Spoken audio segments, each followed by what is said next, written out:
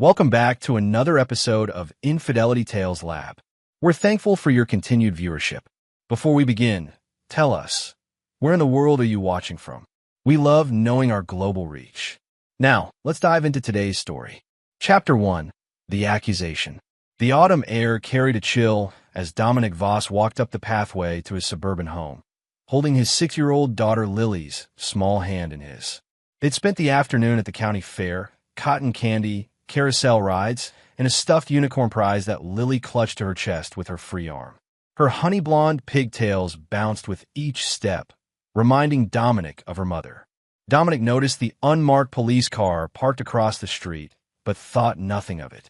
After 15 years with the Tactical Response Unit before retiring to start his security consulting firm, police vehicles were just part of the landscape to him. As they approached the front door of their 2-story colonial, a man in plain clothes stepped forward from the shadows of the porch, badge already extended. "Dominic Voss?" the man asked, his voice carrying the practiced neutrality of law enforcement. Dominic nodded, instinctively pulling Lily closer to his side. "That's me. What can I help you with, officer?" "Detective Floyd Mason." The man's eyes flickered to Lily. "Is this Lily Voss?" "Yes, my daughter," Dominic replied, the first hint of unease creeping up his spine. "What's this about?" 2 uniformed officers emerged from either side of the house, moving with deliberate speed. Detective Mason's face hardened. "We receive a report that you kidnapped this child from Oak Ridge Elementary School without authorization." The accusation hit Dominic like a physical blow. "That's ridiculous. I'm her father. I picked her up early for her dentist appointment. The school was notified." "Sir, according to the school and the child's mother, there was no appointment scheduled. You removed her from school under false pretenses." Dominic looked down at Lily, expecting her confused support.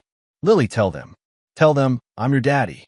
The little girl's eyes remained fixed on the ground, her small fingers releasing his hand. The stuffed unicorn dropped to the concrete. "Lily." Dominic's voice cracked with confusion. Detective Mason moved forward. "Mr. Voss, I need you to put your hands behind her back. This is insane. I'm her father," Dominic shouted, his voice echoing off neighboring houses. "Lily, tell them who I am." But his daughter remained silent, her eyes downcast, her small body trembling slightly. "Sir, don't make this harder than it needs to be," Mason said, handcuffs already out. Dominic's military training kicked in. Assess the situation, evaluate options, calculate risks. 3 officers. His daughter present. No immediate means of proving his identity. Fighting would only make things worse. As the cold metal of handcuffs clicked around his wrists, Dominic watched a social worker emerge from another vehicle, approaching Lily with a gentle smile. "Sweetheart, your mom is waiting for you. Everything's going to be okay now." Lily nodded, still not looking at Dominic, and took the woman's hand without hesitation. "What did you do to her?" Dominic demanded as the officers began leading him to their vehicle. "What did you tell my daughter?" The last thing he saw before being placed in the back of the police car was Adrienne's silver SUV pulling up to the curb, his wife rushing out with a performance of panic and relief as she gathered Lily into her arms. Their eyes met through the car window, Adrienne's filled with what looked like genuine fear, Dominic's blazing with confusion and the first sparks of rage. As the police car pulled away, one thought crystallized in his mind. Something was terribly wrong with his family, and he needed to find out what. Chapter 2, The Revelation. The county detention center smelled of industrial bleach and desperation. Dominic sat in the hard plastic chair, his wrists cuffed to the metal table in the visitation room. 24 hours had passed since his arrest, and the charges were serious. Kidnapping, child endangerment, violating a restraining order he'd never known existed. When Adrienne entered, Dominic barely recognized the woman he'd married 12 years ago. Gone was the warm, artistic free spirit with flowing chestnut hair and paint-stained fingers. In her place stood a polished stranger, sleek bob, tailored blazer, face carefully arranged into an expression of concern tinged with fear. "You have 15 minutes, the guard announced before taking position by the door. "How could you do this, Dom?" Adrienne whispered, not sitting down.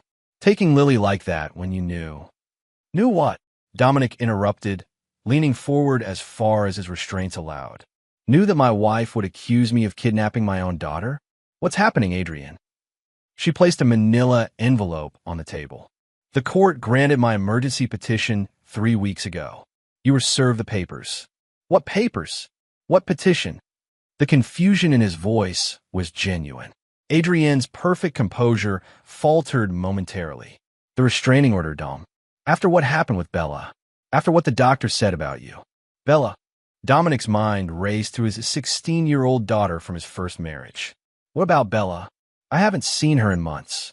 You know she's been at that special art program in Chicago. Something flashed in Adrienne's eyes. Surprise, perhaps, or calculation. She slid the envelope closer. These are copies of everything. The restraining order, the psychological evaluation, the statements from Bella and her therapist. Dominic stared at the envelope, unable to reach for it due to his restraints. What psychological evaluation? Adrian, someone is manipulating you. Is someone threatening you? Is that why Lily wouldn't speak to me? Adrienne's perfectly manicured hand trembled slightly as she tucked a strand of hair behind her ear, a tell Dominic recognized from their years together. She was lying. The doctor diagnosed you, Dom. Paranoid personality disorder with delusional features. You don't remember the violent episodes because of the dissociation. Her voice was practiced as if reciting lines. You need help, not prison. My lawyer is working to have you transferred to Lakewood Psychiatric for evaluation. Dominic's military training had taught him to recognize psychological operations. This had all the hallmarks of character assassination, undermining credibility, isolating the target, creating a false narrative. Who's behind this, Adrian? Who are you working with? For a moment, genuine fear flashed across her face. She glanced at the guard, then leaned closer. They're watching us. They're always watching. Before Dominic could respond, the door opened. A man in an expensive suit entered, tall, silver-templed, with the confident bearing of someone accustomed to power. That's enough, Mrs. Voss. As your attorney, I advise you not to continue this conversation. Dominic didn't recognize the man, but something about him struck a chord, a ghost of familiarity that he couldn't place. You're not her attorney, Dominic said flatly. Who are you really? The man smiled thinly. Raymond Kessler, Mr. Voss. I represent your wife's interests in this unfortunate situation. He placed a protective hand on Adrienne's shoulder, lingering just a second too long to be professional. And suddenly, Dominic understood. The pieces clicked into place with devastating clarity. The unexplained business trips, the late-night phone calls, the gradual emotional distance. How long have you been sleeping with my wife, Kessler? Adrienne's sharp intake of breath was all the confirmation he needed. Kessler's smile never faltered. I think we're done here, Mrs. Voss. The psychiatrist will evaluate Mr. Voss tomorrow morning. As they turned to leave, Dominic called out, Adrian, whatever they have on you, whatever they've threatened you with, we can fight it together. She paused at the door, her back to him. There's something else you should know, Dom. Her voice was barely audible. I'm pregnant. With those words, she walked out, leaving Dominic with the envelope and a cold, crystallizing fury unlike anything he'd ever experienced. The guard approached to lead him back to his cell. You can take the envelope. Alone in his cell, Dominic examined the documents. The restraining order was genuine, filed 3 weeks ago.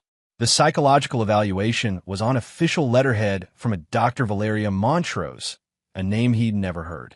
The most disturbing document was the statement from Bella, detailing incidents of rage and violence that had never occurred.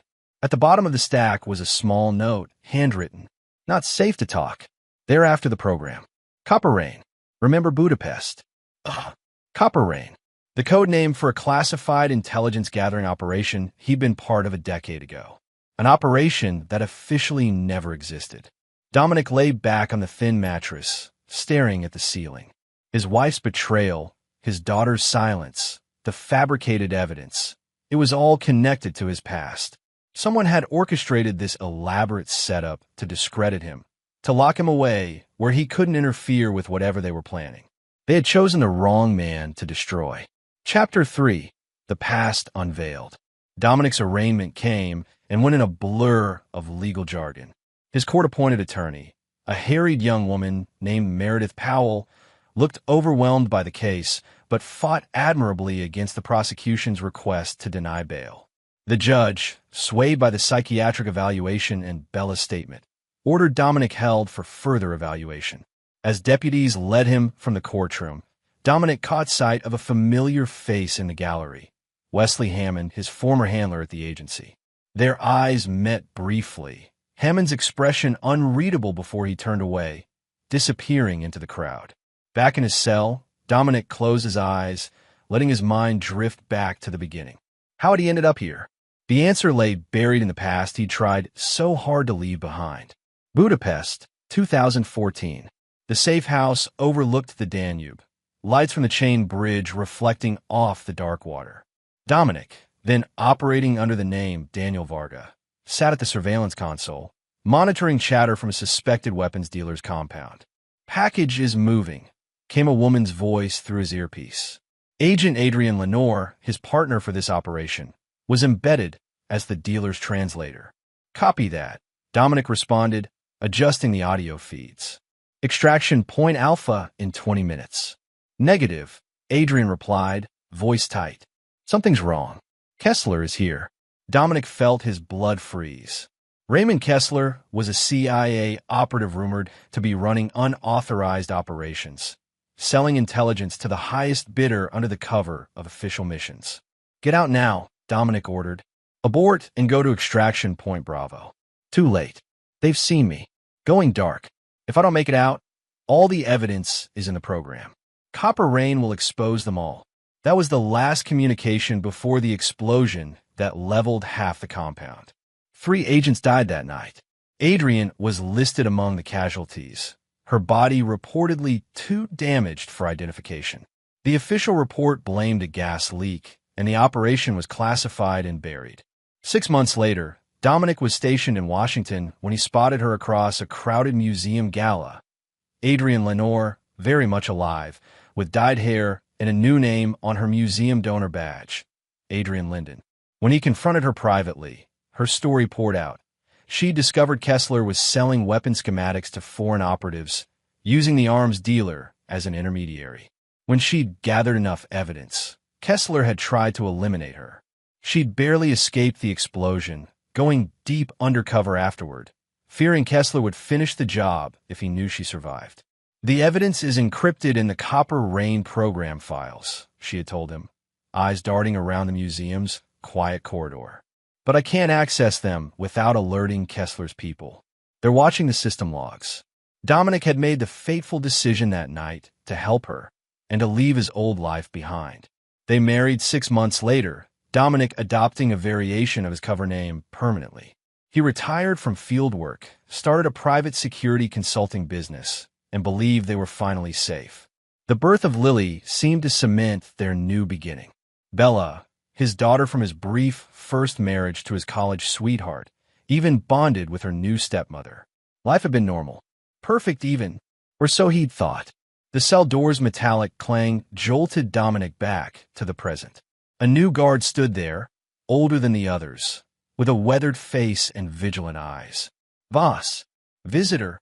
Dominic followed the guard down the corridor to a different interview room, smaller, no cameras visible.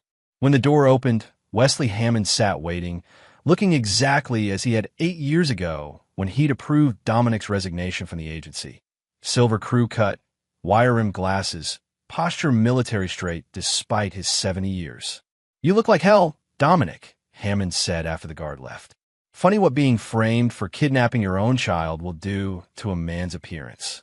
Dominic remained standing. "Why are you here, Wesley?" Hammond slid a thin file across the table. "Because Copper Rain is active again." Dominic felt the floor shift beneath him. "That's impossible. The program was decommissioned." "That's what everyone was told." Hammond removed his glasses, rubbing the bridge of his nose. "The truth is, it was refined and compartmentalized. Only 5 people knew of its continued development. And let me guess, Kessler was one of them." Hammond nodded. "He disappeared 3 weeks ago, along with the latest version of the program. 3 weeks, Dominic repeated. The same time the restraining order against me was filed. I don't believe in coincidences. Hammond leaned forward. Adrian contacted me last month. She was scared, said someone was watching your family. She thought it was connected to Budapest. Dominic paced the small room. She's working with Kessler now. They're together. Hammond's eyebrows rose. Are you certain? She's pregnant with his child. The words tasted bitter. But something doesn't add up. She left me a note mentioning Copper Rain and Budapest. Why warn me if she's part of this? Perhaps coercion, Hammond suggested. Kessler always had a talent for finding leverage. Dominic thought of Lily's silence, of Bella's fabricated statement. My daughters. He's using them against her. Hammond nodded grimly. There's something else you should know. Dr. Valeria Montrose, the psychiatrist who provided your evaluation, she doesn't exist. The medical license number belongs to a doctor who died 3 years ago. Can you get me out of here, Wesley? The older man shook his head. Not officially. The agency won't acknowledge any connection to Copper Rain. But I can give you this. He slid a small brass key across the table. Evidence locker 247. Your personal effects are there, including something I added this morning. You'll know it when you see it. Dominic pocketed the key. Why are you helping me? This could end your career. Hammond stood, straightening his immaculate suit. Because I've spent 50 years serving this country, and I'll be damned if I let someone like Kessler corrupt everything we've built. He moved to the door, then paused. Whatever you're planning, remember, Kessler never operates alone. The conspiracy will be larger than you think. After Hammond left, Dominic was returned to his cell. That night, as the facility quieted, he used the thin metal strip he'd pried from his bunk frame to work on the ancient lock of his cell door. Hammond's warning echoed in his mind. The conspiracy will be larger than you think. It didn't matter how large it was. They had taken his family, his freedom, his reputation. They had turned his own daughter against him. And for that, there would be no forgiveness. Only vengeance, calculated and complete. Chapter 4. Escape and Echoes. The county detention center's night shift was understaffed, a detail Dominic had noted during his 3 days of incarceration. Between 2 o'clock and 2:30 a.m., the guard at the security desk took his bathroom break, leaving the monitors temporarily unattended. At 2:17 a.m., the makeshift lock pick did its job. Dominic slipped from his cell, moving silently down the corridor. His years of tactical training returned like muscle memory. Stay low, use shadows, time movements between camera sweeps. The evidence locker was in the administrative wing, through 2 security doors. The first yielded to the key card Dominic had lifted from the distracted night guard who delivered his dinner. The second required Wesley Hammond's brass key. Locker 247 contained a manila envelope with Dominic's wallet, watch, and house keys. Beneath them lay a small black case he didn't recognize, Hammond's edition. Inside were a prepaid phone, a Glock 19 with suppressor, 2 extra magazines, a set of lockpicks, and $10,000 in cash. A note read simply, "Don't contact me again. Good hunting." Dominic took everything, then accessed the computer terminal in the evidence room. It took him less than 3 minutes to delete the security footage for the past hour and create a false electronic record showing him still in his cell. By 2:43 a.m., he was outside the facility, moving through the darkness toward the staff parking lot. By 2:51 a.m., he was driving away in a nondescript maintenance van, its owner unlikely to discover the theft until morning shift change. As the detention center receded in the rearview mirror, Dominic allowed himself one deep, steadying breath. Phase 1 complete. Now for the harder part, uncovering the full extent of the conspiracy against him and finding his daughters. His first stop was a storage unit rented under an alias from his agency days. The monthly payments were automated through a shell company, the kind of precaution that had seemed paranoid after leaving the field, but now proved prescient. The unit contained everything he needed: weapons, surveillance equipment, documentation for 3 alternate identities, and most importantly, a secure laptop disconnected from any network. If Copper Rain was indeed active again, he couldn't risk using any device that could be remotely monitored. Dawn was breaking as Dominic checked into a motel on the outskirts of town, paying cash under the name Thomas Burke.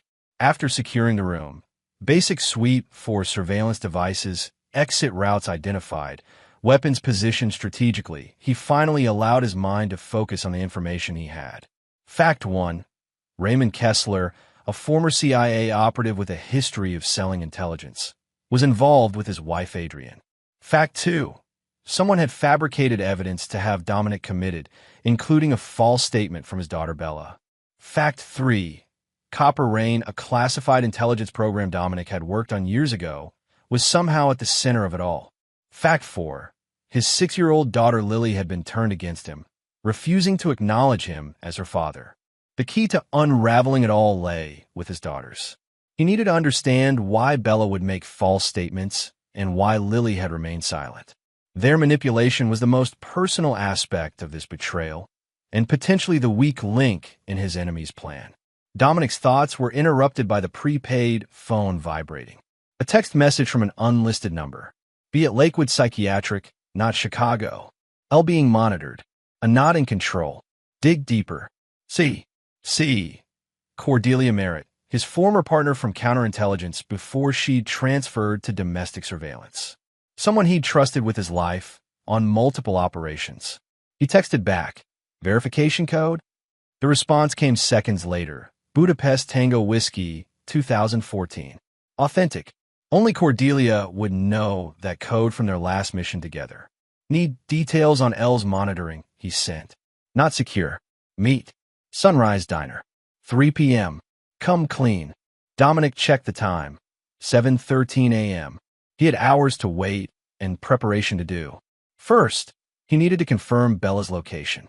If she was indeed at Lakewood Psychiatric rather than the Chicago R program Adrienne had told him about, that was the thread he needed to pull. Using the secure laptop, Dominic accessed databases that weren't strictly available to civilians. His security consulting business provided legitimate access to some. Others required the specialized software Hammond had included on the computer. Within an hour, he had confirmation. Isabella Marie Voss, age 16, had been admitted to Lakewood Psychiatric Facility as a voluntary patient 3 months ago. The admitting physician was listed as Dr. Valeria Montrose, the same non-existent doctor who had provided Dominic's psychological evaluation. Everything connected back to Kessler. But why go to such elaborate lengths? If Kessler wanted Copper Rain, why not simply steal it? Why the complex frame-up involving Dominic's family? The answer had to lie in the program itself. Copper Rain wasn't just a surveillance system. It was designed to identify patterns in seemingly unrelated data points, revealing hidden connections and predicting future movements. In the wrong hands, it could expose deep cover agents, reveal military plans, or predict market movements worth billions. But Dominic had been out of the program for years. Unless a cold realization washed over him. The final encryption key, the one piece needed to fully control Copper Rain, had been biometrically locked to 5 agents, including himself. His fingerprints, retinal scan, and voice print were part of the authentication protocol. They needed him alive and in custody to access those biometrics. Lakewood Psychiatric suddenly made perfect sense. Once there, they could extract everything they needed while he was sedated. Dominic spent the next hours meticulously planning his approach. By the time he left for the Sunrise Diner, he had mapped out the security systems at both Lakewood Psychiatric and his former home, studied staff rotations, and prepared equipment for multiple contingencies. Cordelia was already seated in a back booth when he arrived, looking exactly as she had when they'd worked together. Cropped silver hair, sharp features, and observant green eyes that missed nothing. She didn't look up from her coffee as he slid into the seat across from her. "You look terrible," she said, her distinctive raspy voice barely audible over the diner's ambient noise. "Prison does that to a man," Dominic replied, scanning the other customers for threats. "You're taking a risk contacting me." Cordelia's mouth tightened. "We're all at risk. Kessler's reach is longer than you know. He's not just after Copper Rain. He's selling access to the entire intelligence architecture. Tell me about my daughters." She passed him a sugar packet. Hidden underneath was a micro SD card. "Bella was diagnosed with acute psychosis after reporting concerns about you to her school counselor. The reports were fabricated. Someone coached her. The medication they're giving her at Lakewood keeps her compliant. Dominic's fingers tightened around his coffee mug. And Lily. That's where it gets complicated. Lily has a tracking implant, disguised as a medical device. They told Adrian it's a specialized insulin monitor for her condition. A condition she doesn't actually have. It allows them to track her and record audio from her surroundings. That's why she wouldn't speak to me, Dominic realized. She was being monitored. Cordelia nodded. Adrian figured it out a month ago. That's when she contacted Hammond. She's been playing along with Kessler, trying to protect both girls. She hesitated. The pregnancy is real, but the timing in her medical records has been altered.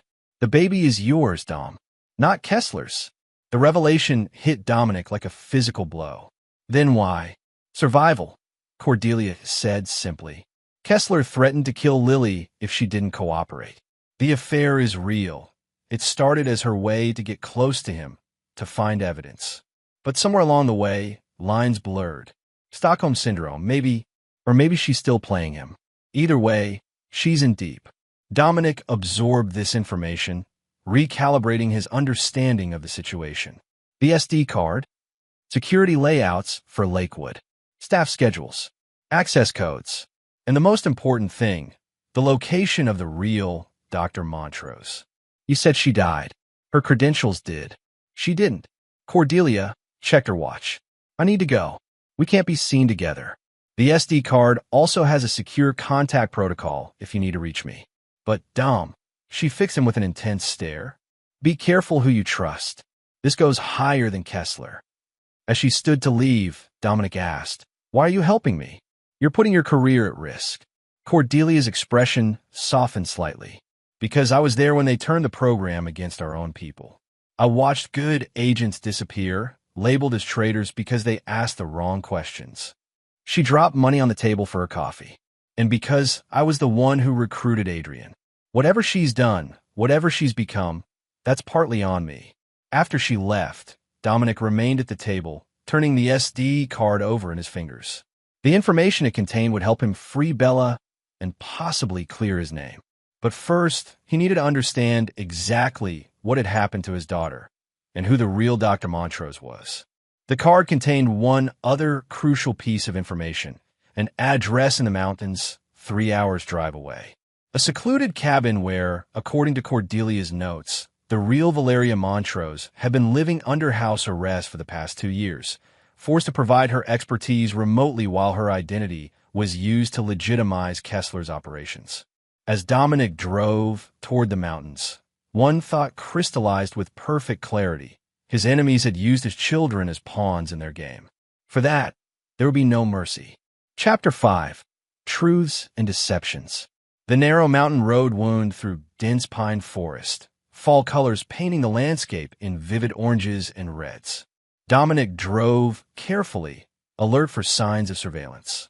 The cabin's location was remote, exactly the kind of isolation that would make it perfect for keeping someone contained. According to Cordelia's intelligence, the property was guarded by 2 men working in 12-hour shifts, with remote surveillance monitored from an unknown location.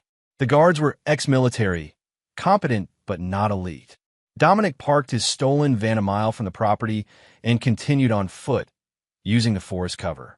The afternoon sun filtered through the trees as he moved silently toward his target, years of field training making him nearly invisible in the dappled shadows. The cabin came into view, a modest A-frame with a wraparound deck, solar panels on the roof, and a satellite dish. Through his binoculars, Dominic observed a man in civilian clothes patrolling the perimeter, hand occasionally brushing the sidearm concealed under his jacket. It took Dominic less than 20 minutes to circle the property, identifying cameras, motion sensors, and potential blind spots. The security was good, but designed more to keep someone in than to keep people out. He waited until the guard entered the cabin before making his approach. The first camera went down silently, its wires cut cleanly. The second and third followed in quick succession. By the time the guard would realize the surveillance was compromised, Dominic would already be inside. The lock on the back door yielded to his picks in seconds. Dominic entered silently, Glock in hand, moving through the kitchen toward voices in what must be the living room. "Don't care what you have to do, just get it fixed," a man's voice was saying, presumably on a phone. "We've got 12 hours before the next supply drop, and if those cameras aren't working by then..." Dominic stepped into the doorway, weapon raised. "Put the phone down and turn around slowly." The guard, a muscular man in his 30s with a military buzz cut, froze. "I need a call back," he said carefully into the phone before placing on a coffee table. "Hands where I can see them," Dominic ordered. "Who's in the house?" "Just the doctor. Upstairs." The guard's eyes flicked toward his own weapon, lying on the side table, just out of reach. "Don't," Dominic warned. "Where's your partner?" "Supply run. Due back at 1800. The guard's training was evident in his controlled responses. "Look, whatever they're paying you, I can." "On your knees, hands behind your head." Once the guard was secured with his own zip ties, Dominic moved upstairs, clearing rooms methodically until he found what he was looking for. The woman sat in a sunlit bedroom converted to a home office, multiple computer screens displaying complex medical data. She turned as Dominic entered, showing no surprise at the weapon in his hand. Dr. Valeria Montrose was younger than Dominic had expected, early 40s perhaps, with streaks of premature gray in her dark hair and shadows of exhaustion beneath intelligent eyes. She wore simple clothing, jeans and a sweater, but carried herself with the dignified composure of someone who had refused to be broken by captivity. "Finally," she said, her voice calm. "I wondered how long it would take them to send someone to silence me." "I'm not here to hurt you," Dominic replied, lowering his weapon slightly. "My name is Dominic Voss. I believe you know something about my daughter, Bella." Recognition flashed in her eyes. The fabricated psychological evaluation. She gestured to a chair. "You should sit, Mr. Voss. What I have to tell you will be difficult to hear." Over the next hour, Dr. Montrose revealed the true scope of Kessler's operation. She had been a leading researcher in neuropsychology at DARPA, developing techniques to enhance cognitive resilience in field operatives. When ethical concerns led her to threaten whistleblowing, Kessler had orchestrated her disgrace and apparent death, keeping her alive only because her expertise was still valuable. "Your daughter Bella was brought to me 3 months ago," she explained, her clinical detachment clearly a defense mechanism against her own guilt. "They told me she was a volunteer for a classified research program. I was to administer a specialized cognitive therapy to enhance her natural talents." "What talents?" Dominic asked, dread building. "Pattern recognition, predictive analysis, the same abilities utilized in the Copper Rain program, but organic rather than algorithmic." Dr. Montrose's hands trembled slightly. "It wasn't until later that I realized what they were really doing, using experimental drugs and targeted neural stimulation to access unconscious processing capabilities. They were turning my daughter into a human version of Copper Rain," Dominic said flatly. Dr. Montrose nodded. "The program has limitations. It can only predict based on existing data patterns. But the human mind can make intuitive leaps, see connections where computers cannot. Your daughter demonstrated exceptional aptitude." Her voice softened. "I'm sorry, Mr. Voss. By the time I understood what was happening, the process was already underway. The false statements about me planted memories. Under certain drugs, the mind becomes extraordinarily susceptible to suggestion. They created scenarios of abuse and instability, then convinced her they were real memories." She hesitated, but something unexpected happened. Bella began having visions, accurate predictions that went beyond the parameters of their experiments. "She foresaw your escape. She warned them you would come for her."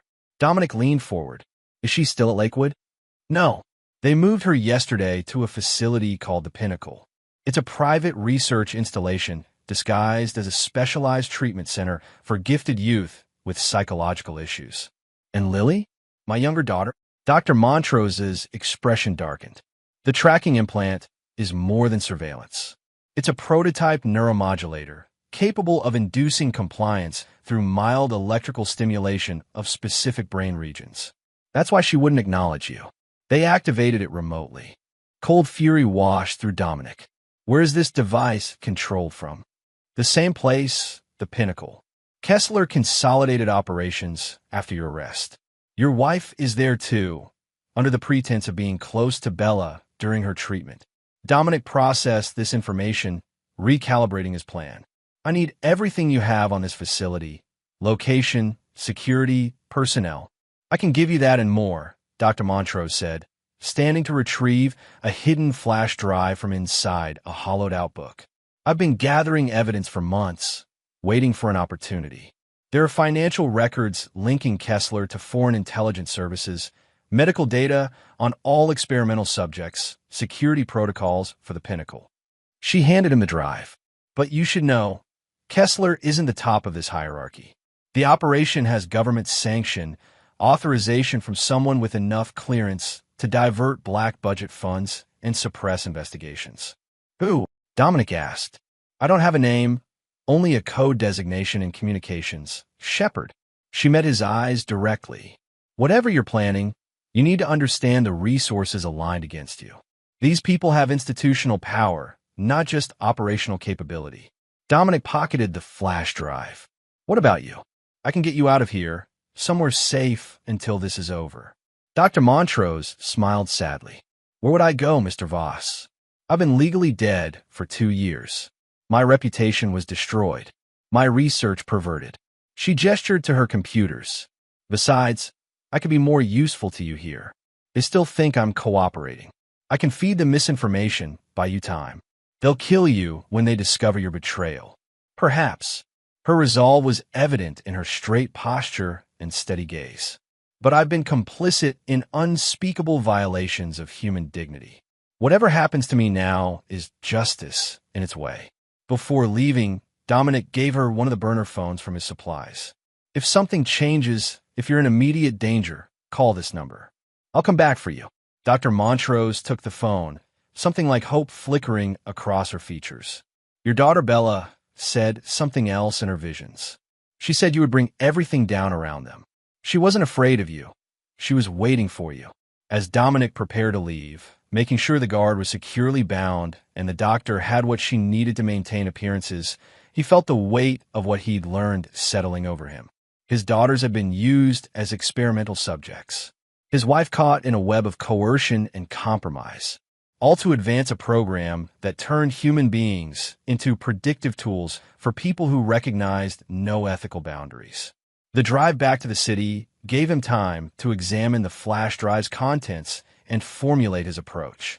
The Pinnacle facility was located on a private estate 40 miles outside the city, fortified, staffed with armed security, and equipped with state-of-the-art surveillance. A direct assault will be suicide, but there was another angle. Among the financial records, Dr. Montrose had flagged transfers to a shell company called Helios Consulting. Further digging revealed Helios was hosting a fundraising gala that very weekend, a charity event for innovative neuropsychological research at the Pinnacle. The guest list included wealthy donors, medical researchers, and government officials. The perfect cover for Dominic to infiltrate the organization's public face while identifying key players. It would be dangerous, placing him directly in the lion's den, but it offered the best chance to locate his daughters and gather the intelligence needed for extraction. That night, in a new motel room paid for with a different identity, Dominic prepared for war. He cleaned weapons, studied facility layouts, and researched every name connected to the Pinnacle. As dawn broke, he sent a single text message to Cordelia. Attending the gala. Need clean identity and invitation. Formal attire. 48 hours. Her response came minutes later. Dangerous. Facial recognition in use. Alternative approach advised. Dominic's reply was succinct. No alternatives. They have both girls. Proceed. The mission parameters had shifted. This was no longer just about clearing his name or exposing a conspiracy. His children were being used as experimental subjects in a program with unknown but certainly devastating potential. His wife was trapped in a relationship built on coercion and fear. For Dominic Voss, former special operative and father, the objective was now crystal clear. He would dismantle the Pinnacle brick by brick, expose everyone involved regardless of their position or power, and rescue his family. And for those who had orchestrated this nightmare, Those who had turned his children into tools and his wife into a prisoner. There would be a reckoning beyond anything they could imagine. Chapter 6. The Infiltration. The Pinnacle Foundation's annual gala transformed the Renaissance Hotel's grand ballroom into a showcase of wealth and influence. Crystal chandeliers cast prismatic light over guests in formal attire, while waitstaff circulated with champagne and hors d'oeuvres. A small orchestra played subdued classical music, providing ambient sound perfect for concealing private conversations. Dominic adjusted his bow tie, surveying the room from his position near one of the massive floral arrangements. The identity Cordelia had provided was impeccable. Preston Walsh, neuropsychology researcher from a prestigious European institute, attending as a prospective collaborator. The invitation had arrived via courier, along with credentials that would withstand scrutiny in a custom-tailored tuxedo with subtle modifications. Reinforced seams concealing thin Kevlar panels, special pockets for equipment, and fabric treated to defeat most security scanners. 3 days of intensive preparation had transformed Dominic physically as well. Professional-grade theatrical makeup had aged him slightly, altered his jawline, and changed his skin tone. A temporary dental prosthetic modified his smile. Tinted contact lenses turned his blue eyes hazel. His normal close-cropped hair was now covered by a perfectly styled salt and pepper wig. The man in the mirror bore only a passing resemblance to the Dominic Voss wanted by authorities. The security at the entrance had been extensive, but expected metal detectors, ID verification, and discreet facial recognition cameras that Cordelia had warned him about. His altered appearance and the specialized makeup designed to confuse biometric scanning had done their job. He passed through without raising alarms. Now came the more difficult part, identifying key personnel and locating information about his daughters. Dr. Walsh? I don't believe we've met. Dominic turned to find himself face-to-face with Raymond Kessler. In person, the man was even more commanding than in photographs, tall and distinguished, with immaculate silver hair and the confident bearing of someone accustomed to deference. His smile didn't reach his eyes, which remained calculating and cold. Mr. Kessler, Dominic replied smoothly, extending his hand. The European accent he'd practiced was flawless. The pleasure is mine. Your work at the Pinnacle has become quite the topic of discussion in international circles. All good things, I hope, Kessler responded, his handshake firm but brief. Revolutionary, according to some, Dominic said, though details seem carefully guarded. Proprietary research, I presume. Naturally, in our field, premature disclosure can be counterproductive. Kessler gestured toward a digital display showcasing the Pinnacle facility, a sleek, modern complex nestled against wooded hills. We found that certain therapeutic approaches require absolute environmental control. The traditional hospital setting simply won't suffice.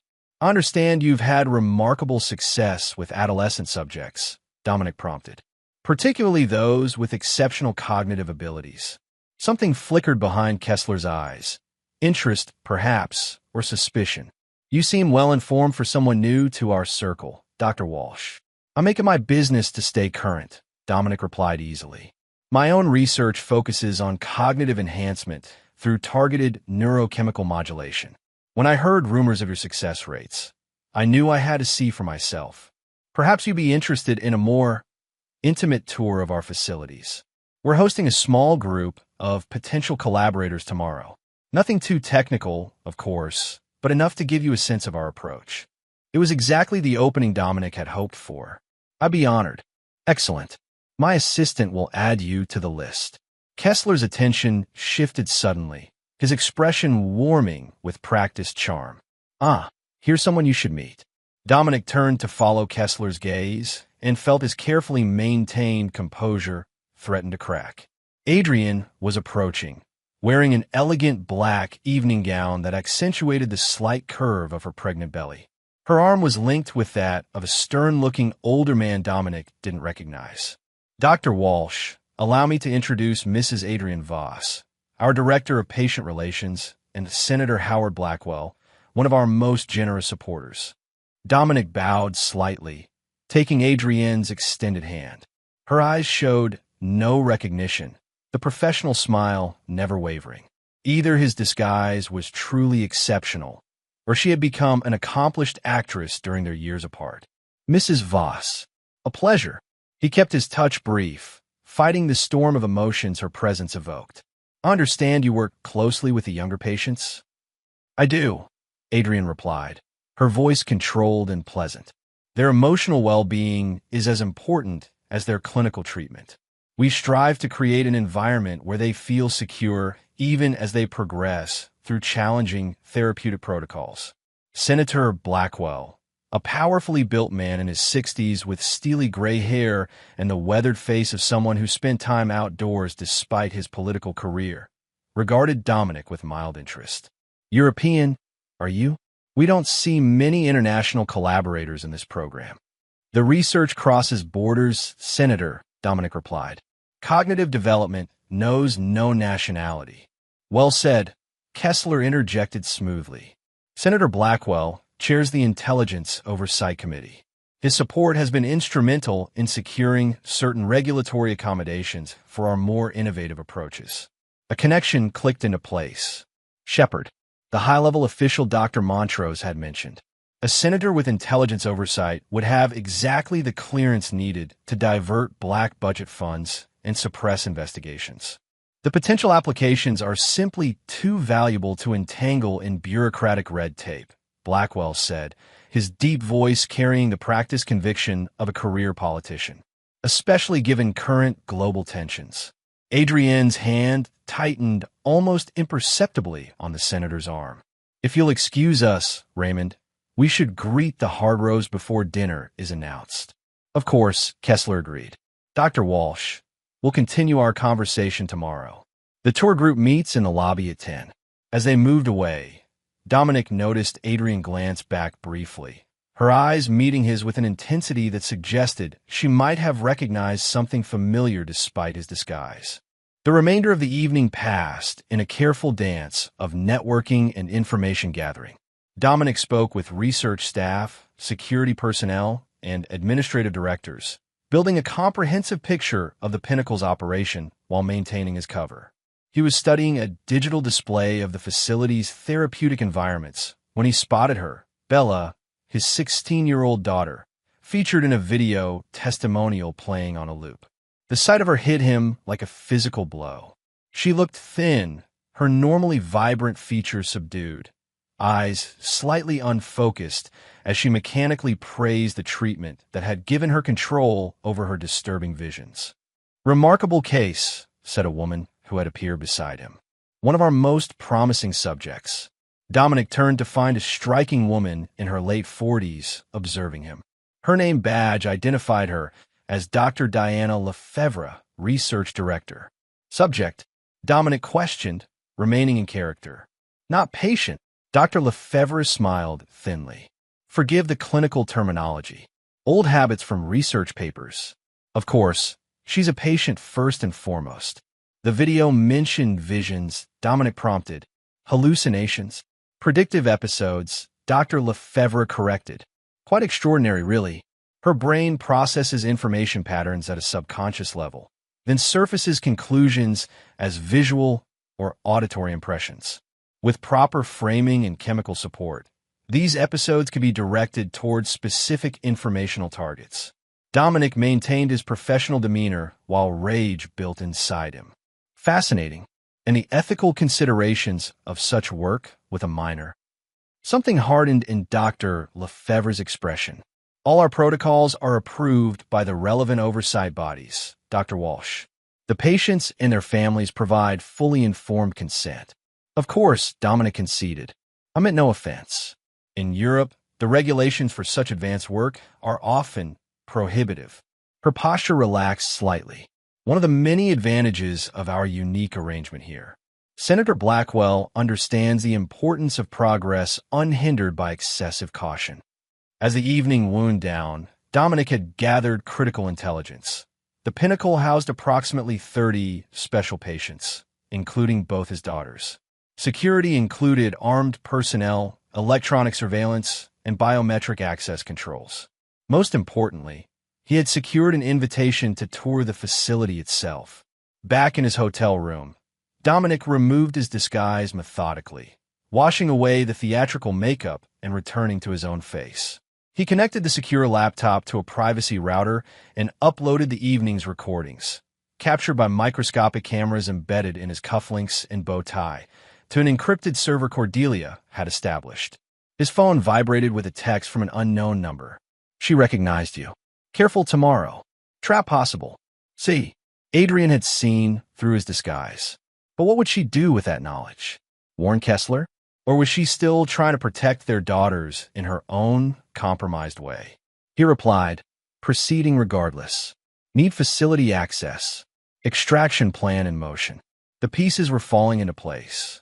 Tomorrow's tour would give him the internal layout verification he needed for the final phase, the extraction of his daughters and the collection of evidence to expose the entire operation. As he prepared for bed, checking and rechecking his equipment for the following day, Dominic allowed himself to think about what would come after. Assuming he succeeded in rescuing Bella and Lily, what then? The conspiracy reached into the highest levels of government. Simply escaping with his children might not be enough to ensure their long-term safety. No, the only path forward was complete exposure and the systematic destruction of everyone involved. Kessler, Blackwell, Dr. Lefebvre, all of them would face justice for what they had done. As for Adrian, that question would have to wait. Her role in this nightmare remained ambiguous. Victim, accomplice, or something in between. Sleep came in brief, tactical intervals. Each time he closed his eyes, Dominic saw Bella's vacant expression in that video, heard Dr. Lefebvre's clinical description of directing his daughter's predictive episodes toward informational targets. Their casual violation of his child's mind only strengthened his resolve. Tomorrow, he would walk into the pinnacle under the guise of academic interest. He would memorize every corridor, every security measure, every potential extraction route. And then, he would tear the entire operation apart. Chapter 7. Unveiling the Truth. The Pinnacle facility rose from the surrounding forest like an architectural statement of power. Glass and steel arranged in precise geometric patterns, security features disguised as design elements. The central building resembled a modern art museum more than a medical facility, with sweeping curves and dramatic angles, creating an impression of innovation and prestige. Dominic, still in his Preston Walsh disguise, stood with 7 other potential collaborators in the main atrium as Raymond Kessler delivered a rehearsed welcome speech. Floor-to-ceiling windows showcased manicured grounds patrolled by security personnel carrying what appeared to be standard sidearms, but which Dominic recognized as military-grade stun weapons, designed to incapacitate without leaving evidence of force. "Your phones have been secured in our reception area for confidentiality purposes," Kessler was saying, his voice echoing slightly in the vast space. "We'll return them at the conclusion of our tour. Now, if you'll follow me, we'll begin with our cognitive development wing." The group moved through sliding glass doors into a corridor lined with what Kessler described as observation rooms, clinical spaces where staff could monitor patients through one-way glass. Dominic noted camera positions, door security mechanisms, and staff patrol patterns with practiced efficiency, storing each detail for later use. "Our younger patients respond particularly well to our pioneering neuromodulation techniques," Kessler explained as they passed a room where children were engaged in what appeared to be simple cognitive exercises. "We've seen remarkable improvements in focus, pattern recognition, and information retention." Dominic scanned the children's faces, looking for Lily, but his youngest daughter wasn't among them. The knot of tension in his chest tightened. "Do the children live on site?" asked a woman in the tour group, a neuroscience researcher from Johns Hopkins, according to her introduction. "Those in our intensive programs do," Kessler confirmed. "We find environmental consistency crucial to maintaining therapeutic benefits. Family visits are scheduled regularly, of course." The tour continued through increasingly restricted areas, each requiring Kessler's biometric authentication. The research laboratories featured cutting-edge equipment, much of it clearly military-grade, despite its medical application. Technicians in white coats moved efficiently between workstations, analyzing data and preparing what Kessler euphemistically called neurochemical supports. These are targeted compounds designed to enhance specific cognitive functions, he explained, gesturing to a glass-enclosed clean room where scientists were preparing injections. Each formulation is personalized to the patient's unique neurochemistry. Are these FDA approved? Dominic asked, his accent perfect despite the anger simmering beneath his controlled exterior. Kessler's smile never wavered. We operate under specialized research protocols, Dr. Walsh. The regulatory framework for pioneering therapies allows certain accommodations for promising treatments. Translation: no oversight, no accountability, Dominic thought. As they approached a heavily secured area marked Advanced Predictive Therapy, Dominic's attention sharpened. According to the facility maps Dr. Montrose had provided, this section housed the patients with exceptional abilities, likely including Bella. This area is typically restricted, Kessler said, but today we're making an exception for our distinguished visitors. The doors whispered open to reveal a circular room with 6 glass-walled chambers arranged like spokes around a central monitoring station. In each chamber sat a teenager or young adult, connected to sophisticated equipment measuring neural activity. Most stared blankly at screens, displaying rapidly changing images and data patterns. And there, in the chamber directly across from the entrance, was Bella. Dominic's training was all that kept his expression neutral as he saw his daughter. She sat motionless, electrodes attached to her temples and wrists, and 4-line delivering clear fluid to her arm. Her normally expressive face was slack, eyes unfocused as they tracked data flowing across the screen before her. Subject 47 is one of our most remarkable success stories, Kessler said, leading the group toward Bella's chamber. 17 years old, with extraordinary predictive capabilities. She can process seemingly random data points and extract meaningful patterns with 87% accuracy, far exceeding our algorithmic systems. Fascinating, murmured another visitor. Is she conscious of what she's doing? On a higher cognitive level, yes, replied Dr. Lefebvre, who had joined the tour at this point. But we maintain a dissociative state during active processing sessions. It allows her unconscious mind to work without interference from normal thought patterns. Dominic moved closer to the glass, studying the equipment surrounding his daughter. What's in the for? He asked, keeping his voice professionally curious. A proprietary compound that facilitates the dissociative state while enhancing neural pathway efficiency, Dr. Lefebvre explained.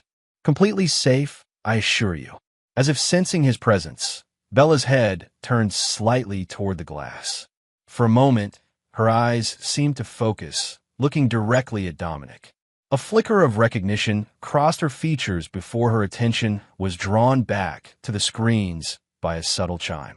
She appears to recognize you, Dr. Walsh, Kessler remarked, a new edge in his voice. Unlikely, Dominic replied smoothly, more probably responding to a novel stimulus in her environment. The human brain is drawn to novelty even in altered states. Kessler studied him for a moment too long before nodding. Indeed. Let's continue to our next area. As the group moved on, Dominic felt certain his cover was deteriorating. Whether Kessler had been alerted by Adrian or had picked up on some subtle tell in Dominic's behavior, time was running short. The final stop on the tour was the facility's command center, a state-of-the-art security and research coordination hub where staff monitored everything from patient vital signs to perimeter security. Here, Dominic spotted what he'd been searching for, a workstation labeled Neuromodulation Control, where a technician monitored signals from what could only be the implants Dr. Montrose had described. This is our central nervous system, so to speak, Kessler explained. From here, we coordinate all research activities and ensure patient safety. Patient control was more accurate, Dominic thought, noting the restraint activation controls on another panel. As the tour concluded and the group was led back to the reception area to retrieve their phones, Dominic felt a light touch on his elbow. Dr. Lefebvre had appeared at his side. Dr. Walsh, Mr. Kessler would like to discuss potential collaboration opportunities with you privately. If you'd follow me, it was a trap. It had to be. But refusing would only confirm their suspicions. Besides, any opportunity to remain in the facility longer served his purposes. Of course, he agreed. Instead of returning to the main building, Dr. Lefebvre led him along an enclosed walkway to a smaller structure identified as administrative offices. The security here was even more intensive, with armed guard positioned at key junctions and multiple biometric checkpoints. She brought him to an elegantly appointed conference room with a stunning view of the surrounding forest. Mr. Kessler will join you shortly. May I offer you refreshment while you wait? No, thank you, Dominic replied, already scanning the room for cameras, listening devices, and potential weapons. He counted 3 visible surveillance points and suspected at least 2 more concealed in the light fixtures and air vents. When the door opened several minutes later, it wasn't Kessler who entered but Adrian. She was alone, dressed in a conservative gray suit that contrasted sharply with her usual artistic style. The door closed automatically behind her, the electronic lock engaging with an audible click. For a long moment, they simply stared at each other. Then Adrian spoke, her voice barely above a whisper. They know who you are, Dom. They're coming. Dominic made no move to approach her. How long have you been working with them? Pain flashed across her face. It's complicated. Uncomplicated, he said coldly. Our daughters are being used as lab rats. Bella is drugged into compliance. Lily has an implant controlling her behavior. And you're what? The director of patient relations. I'm trying to protect them the only way I can, Adrian hissed, glancing at the cameras. I've been feeding information to Cordelia for months, trying to build a case. But they're always watching. Is the baby mine? Dominic asked, the question that had haunted him since learning of her pregnancy. Yes. Tears welled in her eyes. Kessler thinks it's his. That's the only reason Lily and I aren't in those chambers with Bella. Dominic processed this, recalibrating his understanding of her role. Where is Lily now? In the children's residential wing. She's scheduled for treatment this afternoon. Adrian moved closer, speaking urgently. Listen to me. Kessler isn't just experimenting on the children. He's weaponizing their abilities. Bella can predict security vulnerabilities, strategic weak points. The other subjects have different capabilities, remote viewing, enhanced interrogation resistance, intuitive code breaking.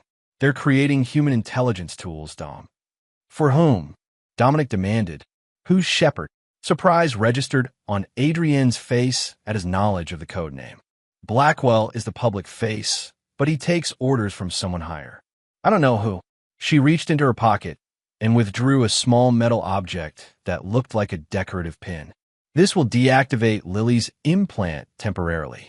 Just press it against the base of her skull where the device is located. As Dominic took the device, the door lock disengaged. Adrian stepped back quickly, composing her features into a professional mask as Raymond Kessler entered, followed by 2 security guards with hands on their weapons. Mrs. Voss, thank you for keeping our guest company, Kessler said smoothly. That will be all. Adrian nodded, giving Dominic one last meaningful look before departing. Kessler took a seat across from Dominic, studying him with cold calculation. I must admit, the disguise is impressive. Our facial recognition systems flagged some anomalies, but it wasn't until Bella's reaction that we became certain. He smiled thinly. She recognized her father, despite our best efforts to eliminate those memories. Where's my daughter? Dominic asked, dropping the accent entirely. Which one? Kessler replied. Bella is quite comfortable in her current role. She's making remarkable contributions to national security. As for little Lily, she's adapting well to our preliminary program.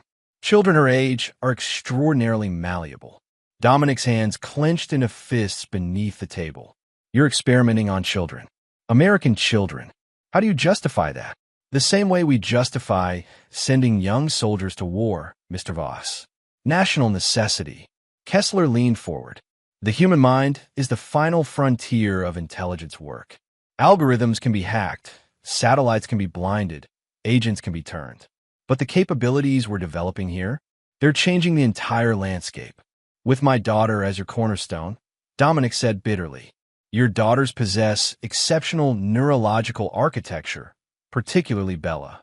Her predictive capabilities exceed anything we've seen. The combination of your operational training genetic markers and your wife's creative cognitive patterns produce something extraordinary. Kessler's clinical assessment of his children made Dominic's blood boil. We had hoped to study you as well to better understand the source attributes. Unfortunately, your escape complicated matters. What do you want from me? Cooperation, Kessler replied simply. Your biometric signatures are still required for certain aspects of copper rain. Provide them willingly, and we can discuss improved conditions for your family. Resist, and we'll simply take what we need while you're sedated. The threat was delivered with business-like detachment, all pretense of the charming administrator gone. And if I expose you, all of this, Dominic gestured to the facility beyond the windows. Human experimentation, illegal detention, abuse of children.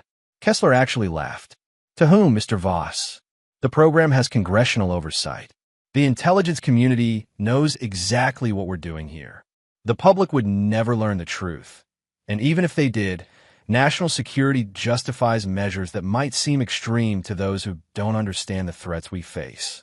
He stood, straightening his impeccable suit. You have until tomorrow morning to decide.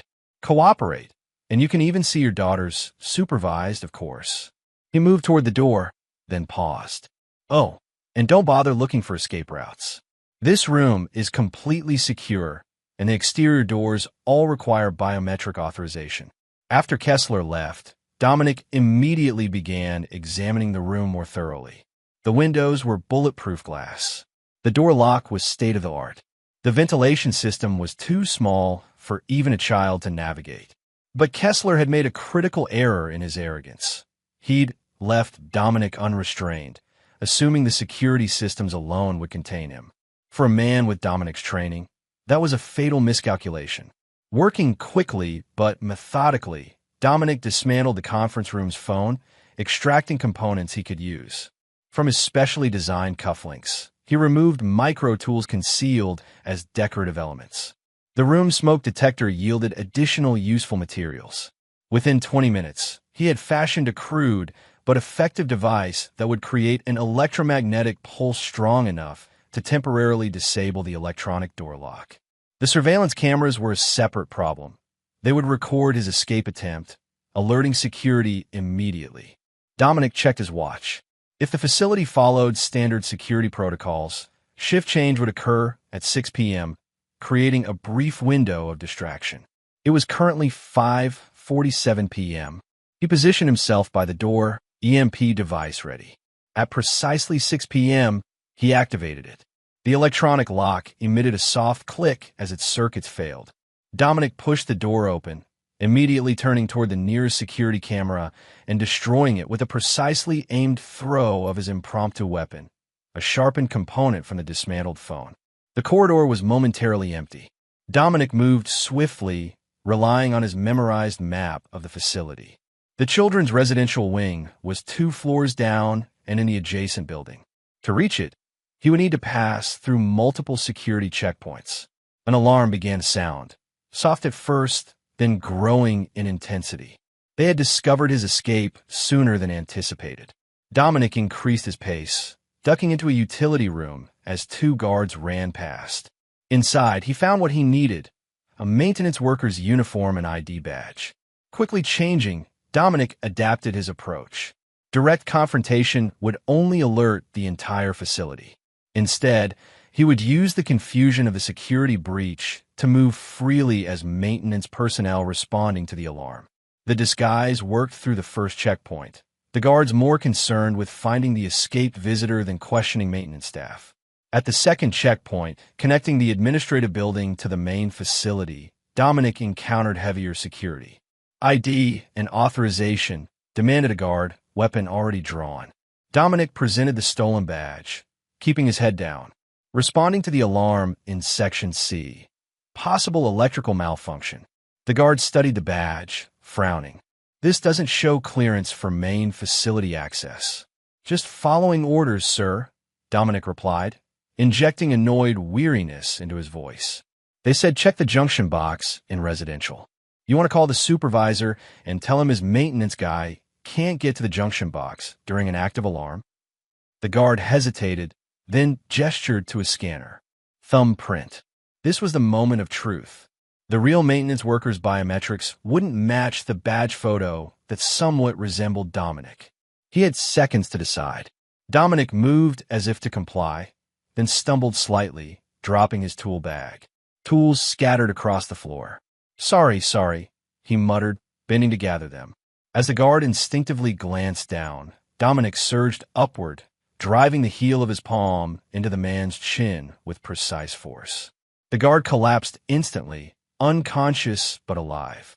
Working quickly, Dominic dragged the guard into a nearby supply closet, securing him with zip ties from his tool bag and gagging him with a cleaning cloth. He took the guard's weapon, access card, and radio before continuing toward the residential wing. The facility had moved to full lockdown, security personnel everywhere. Dominic used the guard's access card to enter the service tunnels that ran beneath the buildings, providing maintenance access to utilities. According to the facility maps, these tunnels connected all the major structures. The tunnels were dimly lit and largely deserted during the emergency. Dominic moved swiftly, counting junctions and referring to his mental map. Above him, he could hear the muffled sounds of the alarm and personnel movements. He emerged from the tunnels into a utility room in the residential wing's basement. From there, he made his way upward, encountering minimal resistance as most security forces had been directed toward the administrative building where his escape had begun. The children's residential area resembled an upscale boarding school.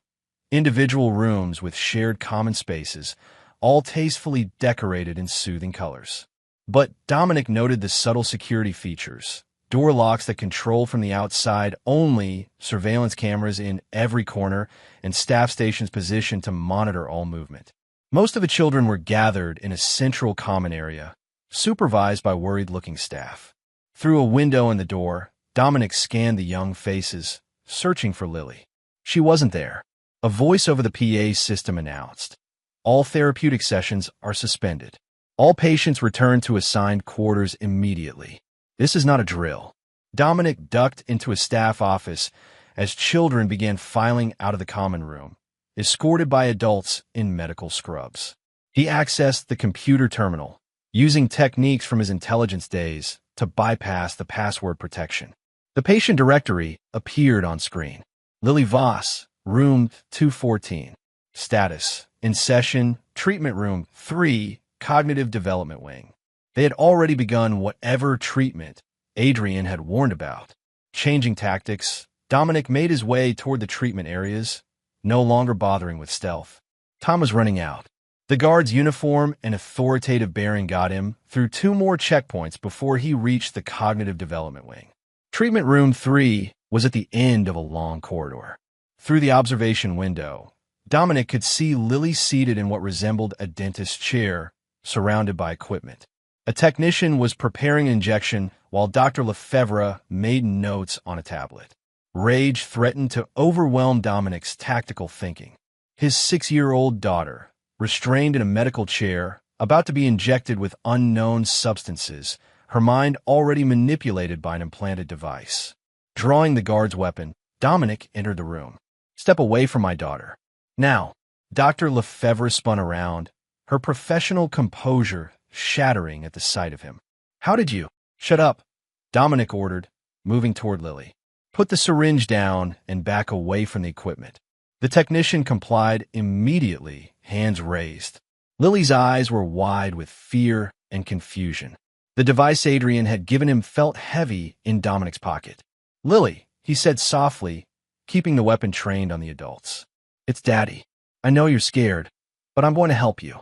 No recognition flickered in her eyes, only fear of a strange man with a gun.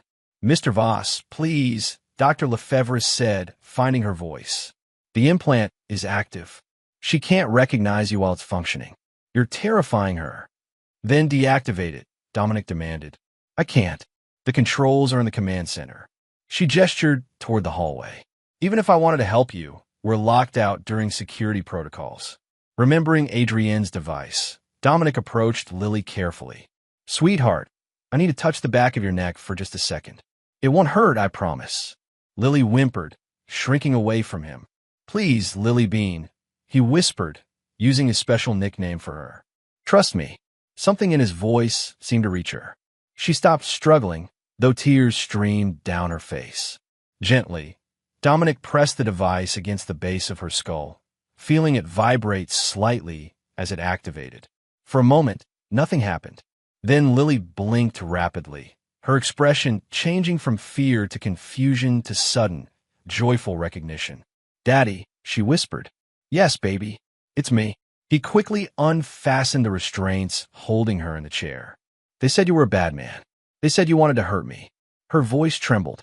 That was a lie, Dominic assured her, gathering her into his arms. I would never hurt you. Never. Dr. Lefebvre edged toward an emergency button on the wall. Dominic swung the weapon toward her. Don't. You'll never get out of here, she said. The facility is locked down. Every exit is secured. Even if you reach the perimeter, the response team will intercept you. We're leaving, Dominic stated flatly, and you're coming with us. Insurance. He gestured with the weapon. Move. Slowly, with Lily clutching his hand and Dr. Lefebvre walking ahead of them. Dominic began the dangerous journey toward the facility's exit and toward Bella, still trapped in the advanced predictive therapy wing. The first phase of his plan had succeeded. Now came the truly dangerous part, extracting both his daughters from a fortress designed specifically to prevent such escapes. Chapter 8. The Escape. Dr. Lefebvre walked stiffly ahead of Dominic, her posture radiating tension. Lily clung to his hand, silent but wide-eyed as they moved through the facility's corridors. The alarm continued to pulse overhead, its rhythmic sound accompanied by flashing lights that bathed everything in momentary red glows. Where are we going? Dr. Lefebvre asked, her voice barely audible over the alarm. Advanced Predictive Therapy Wing, Dominic replied. And if you attempt to alert anyone along the way, I'll ensure you never practice medicine again. The threat was deliberately vague, allowing her to interpret it as either professional destruction or something more permanent. From her flinching reaction, she chose the latter interpretation. The wing will be locked down tighter than anywhere else, she warned. Those subjects are considered critical assets. Those children, Dominic corrected harshly, are victims of criminal experimentation. And one of them is my daughter. They encountered surprisingly few personnel in the corridors. Most security forces have been deployed to secure the perimeter and search the administrative building where Dominic had originally escaped. Those they did pass gave them curious glances, but seemed to assume Dr. Lefebvre was being escorted to safety during the emergency. At the entrance to the Advanced Predictive Therapy Wing, they faced their first major obstacle, a security checkpoint with armed guards and biometric access requirements. Dr. Lefebvre, one of the guards acknowledged, noticing their approach. We're under orders to maintain position. No one in or out without direct authorization from Commander Hargrove. Dominic kept the weapon concealed against Dr. Lefebvre's back, out of the guard sight, but pressed firmly enough that she could feel it. Officer Jenkins, she replied, her voice admirably steady despite her situation. We have a Level 3 protocol in effect. Subject 47 is experiencing precognitive distress related to the current situation. Mr. Kessler has ordered immediate sedation and cognitive suppression. Dominic felt Lily's hand tighten around his at the clinical discussion of her sister. The guard frowned. I don't have that in my orders, Doctor.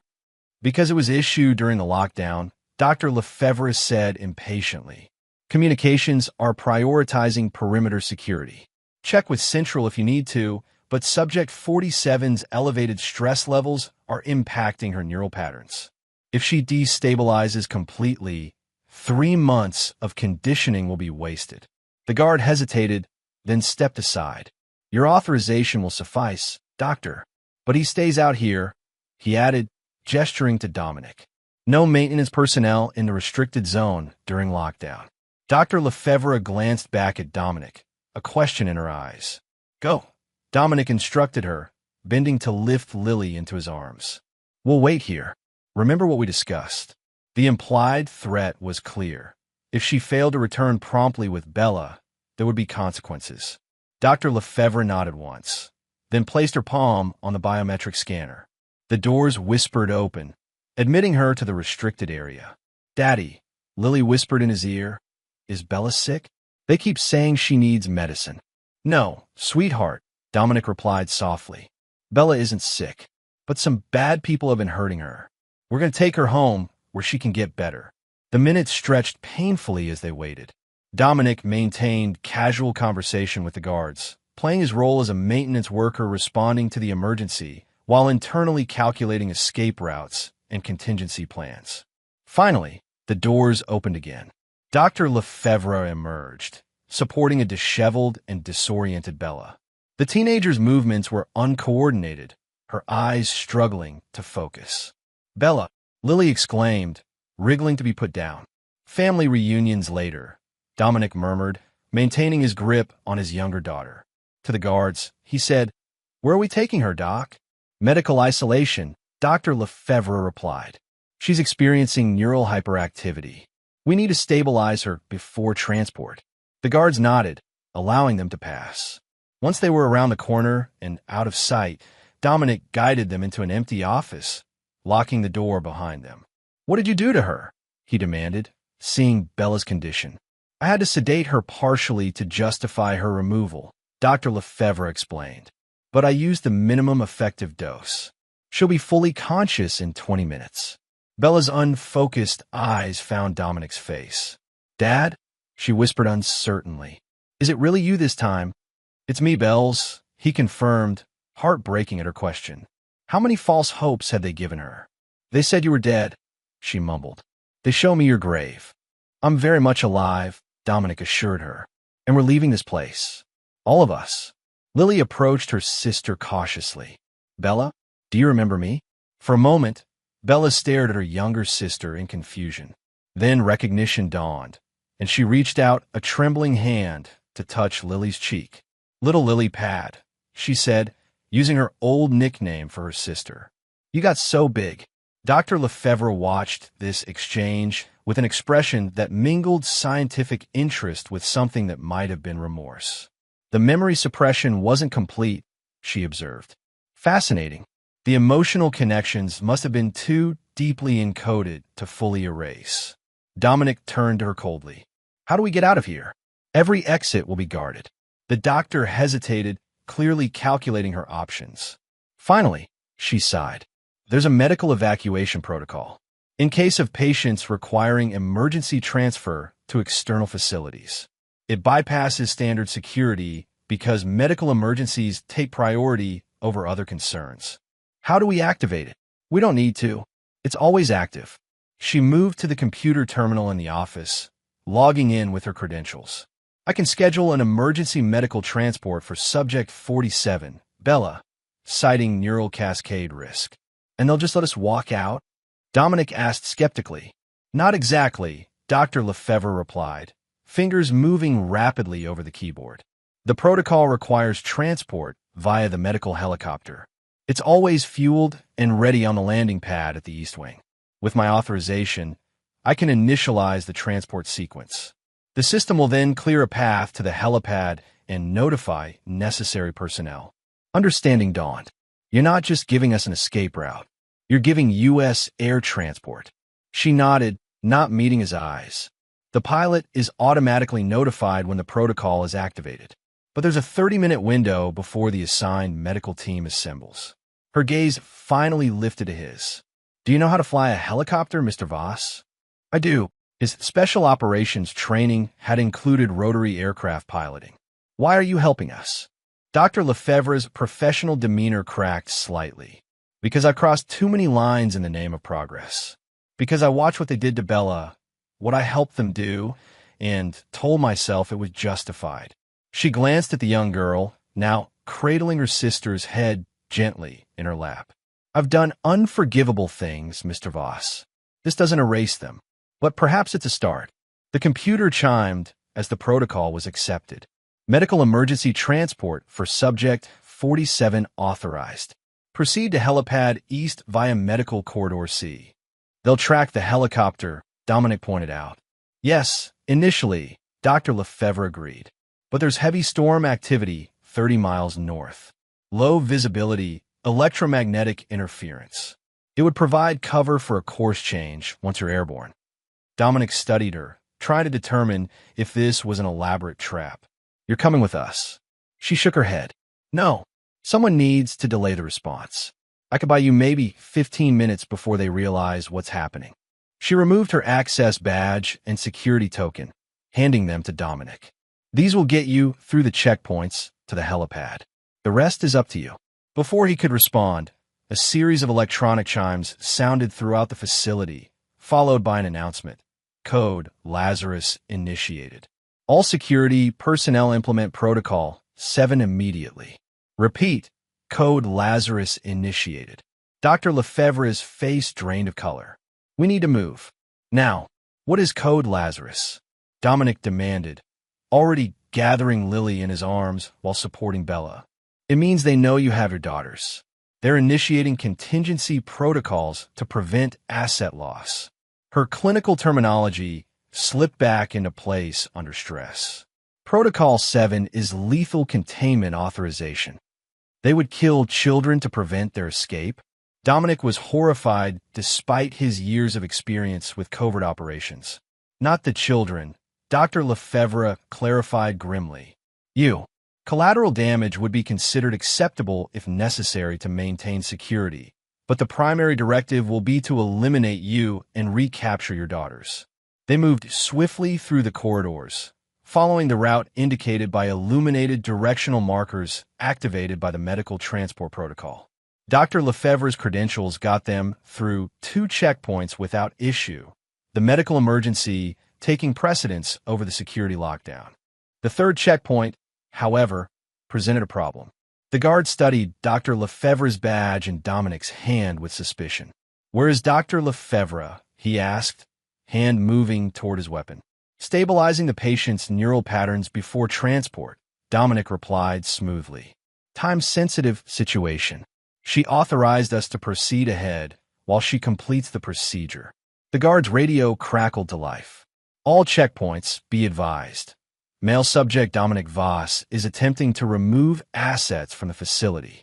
Lethal force authorized. Repeat, lethal force authorized."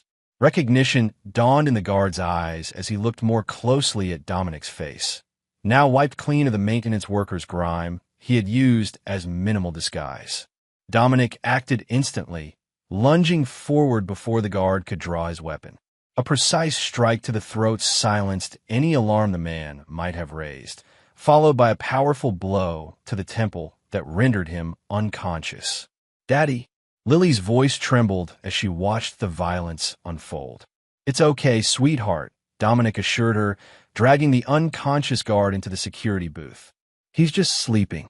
Like when you play freeze tag, remember?"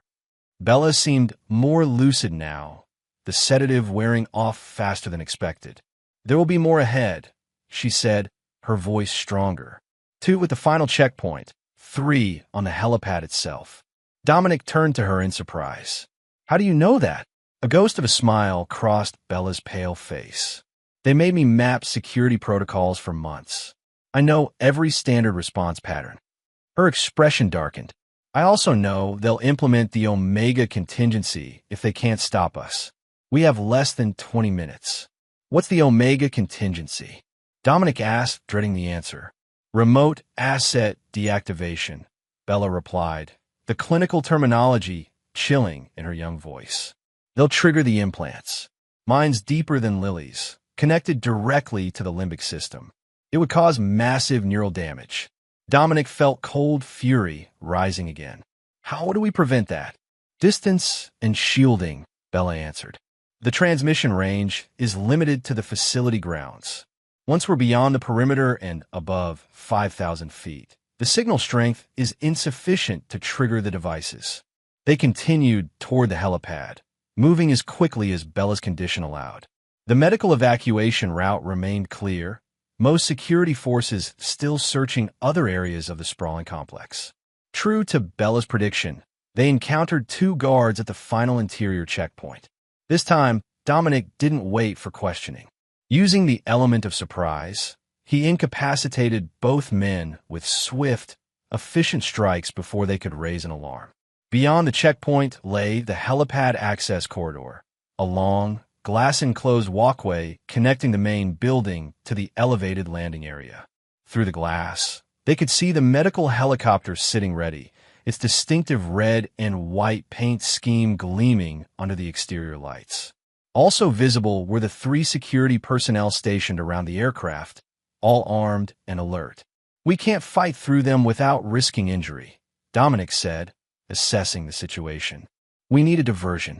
Bella stepped forward, her movements steadier now. "I can help with that." She moved to the emergency alarm panel near the door and studied it briefly before entering a code on the keypad. Immediately, sprinklers activated throughout the walkway and helipad area, accompanied by a deafening fire alarm. The guards on the helipad looked up in confusion, momentarily distracted. "How did you know that code?" Dominic asked, impressed. "I've seen it used during security drills," Bella explained. "They never realized how much information I was absorbing during their tests. They used the chaos of the fire alarm to move across the walkway. By the time they reached the helipad, the guards had moved to the far side, communicating via radio about the apparent malfunction. The helicopter, a modern Airbus H-145 equipped for medical transport, sat with its doors open, ready for patient loading. Dominic helped his daughters aboard, securing them in the passenger seats before sliding into the pilot's position. The control layout was familiar enough from his training. He began the startup sequence, muscles remembering procedures from years earlier. The engines whined to life, just as one of the guards noticed the unauthorized activity and shouted an alarm. Gunfire erupted, bullets pinging off the helicopter's reinforced body. Dominic completed the pre-flight checks with practiced efficiency, raising the aircraft into a hover as the guards rushed toward them. More security personnel poured onto the roof, weapons drawn. Among them, Dominic spotted Raymond Kessler, his face contorted with rage as he shouted orders to the guards. The helicopter lifted higher, rotating to orient toward the storm clouds visible on the northern horizon. As they gained altitude, Dominic saw Dr. Lefebvre emerge onto the helipad. She looked up at the departing helicopter, then turned deliberately toward Kessler, speaking words Dominic couldn't hear. The last thing Dominic saw before banking away was Kessler's expression changing from rage to shock as Dr. Lefebvre continued speaking. Whatever confession or accusation she was making, it had clearly shaken him. Then they were away, accelerating toward the gathering storm clouds, leaving the pinnacle behind. In the passenger compartment, Lily had fallen asleep against Bella's shoulder, exhaustion overtaking her after the trauma of their escape. Bella remained awake, staring out the window at the diminishing facility. "They'll come after us," she said with certainty. "Let them try," Dominic replied, setting course for the storm front where they could disappear from radar. "We're not going back, Bella. Ever." "What about Mom?" Bella asked quietly. "They'll punish her for helping us." Dominic's hands tightened on the controls. "Your mother made her choices." "She had no choice," Bella countered. "I saw what they did to her. The coercion techniques, the psychological manipulation." Her voice grew stronger with each word. "She fought them, Dad. She protected us the only way she could." The helicopter entered the edge of the storm, turbulence buffeting the aircraft as visibility decreased dramatically. Dominic focused on maintaining stability while processing Bella's words. "We'll talk about your mother later," he said finally. "Right now, we need to focus on getting somewhere safe, somewhere they can't find us." Bella nodded, accepting this temporary deferral. "I know where we should go," she said with surprising confidence. "I've seen it, a place they won't look because it doesn't exist in their databases." "Where?" Dominic asked. "The cabin in the northern woods. The one your grandfather left you that you never told anyone about. Not even Mom." She met his astonished gaze. "I saw in a vision. It's where we'll be safe while you finish what you started." Dominic stared at his daughter, marveling at the capabilities that had made her so valuable to Kessler and his operation. And what is it that I've started exactly? Bella's expression hardened with a determination no 16-year-old should possess. The destruction of everyone who did this to us, beginning with Senator Blackwell and ending with Shepard. As the helicopter pushed deeper into the storm, electrical interference increasing with each mile, Dominic made a course adjustment toward the remote cabin Bella had somehow seen in her visions. It would provide temporary sanctuary, a place to treat their injuries, remove the implants if possible, and plan the next phase. Because this wasn't over. The escape was just the beginning. Those responsible for turning his children into experimental subjects would face justice, or something approximating it. We'll be safe at the cabin for 3 days, Bella said with the eerie certainty that had made her valuable to the Pinnacle. After that, we need to move again. They'll expand their search parameters once they analyze your background more thoroughly. 3 days is enough, Dominic replied, thinking of the evidence he had gathered, Dr. Montrose's flash drive, Dr. Lefebvre's access credentials, and most importantly, his daughter's testimony about what had been done to them. No, Bella said, reading his thoughts with uncanny accuracy. Evidence won't be enough. They control too many systems, have too many powerful people protecting them. Conventional justice isn't an option, Dad. The implication hung between them as the helicopter continued its journey through the storm, instruments occasionally flickering from the electromagnetic interference. Bella's words confirmed what Dominic had already concluded. This would end only one way, with the complete dismantling of the conspiracy by whatever means necessary. After all, they had used his children as tools. Now, they would learn what those same children's father was capable of when everything he loved had been threatened. Chapter 9. No Mercy. The secluded cabin stood nestled among towering pines, its weathered exterior blending seamlessly with the surrounding forest. 3 days had passed since their escape from the Pinnacle. 3 days of recovery, planning, and preparation. Dominic sat at the rough-hewn table, reviewing the evidence compiled on Dr. Montrose's flash drive while monitoring the police and emergency channels on a specially modified radio. So far, there had been no public alerts about their escape. No missing persons reports for his daughters. No manhunt for Dominic himself. The absence of official action confirmed what he already suspected. Whatever happened at the Pinnacle would be contained internally, kept from public knowledge at all costs. Bella entered from the cabin's small second bedroom, where Lily was finally sleeping peacefully after days of nightmares and anxiety. The older girl's appearance had improved dramatically, color returning to her cheeks, movements more coordinated as the drugs cleared from her system. But her eyes remained those of someone far older than 16, carrying knowledge and experiences no child should endure. Anything, she asked, settling into the chair across from him. Dominic gestured to the documents spread before him. Financial trails, research protocols, patient records. Everything we need to expose them. But no clear identification of Shepard. Blackwell appears to be the highest official directly linked to the program. Bella nodded thoughtfully. They were careful about that. Even in high-level briefings, Shepard was never named, only referenced. She touched her temple unconsciously, where the implant remained embedded. I could feel them watching through this sometimes, monitoring what I saw, what I predicted. Dominic had examined both girls carefully upon reaching the cabin. Lily's implant was relatively simple, a subdermal device at the base of her skull that could be safely removed with basic surgical tools. He had extracted it the first night, destroying the sophisticated transmitter while preserving the evidence of its existence. Bella's implant was another matter entirely, neural connections extending into her brain tissue, removal requiring specialized equipment and expertise they didn't have. The best Dominic could do was shield it with a signal-blocking mesh he'd fashioned from components in the cabin's old television. I should have protected you both, he said quietly. I should have seen what was happening. They were careful, Bella replied. The manipulation started small, suggestions, planted doubts, controlled information.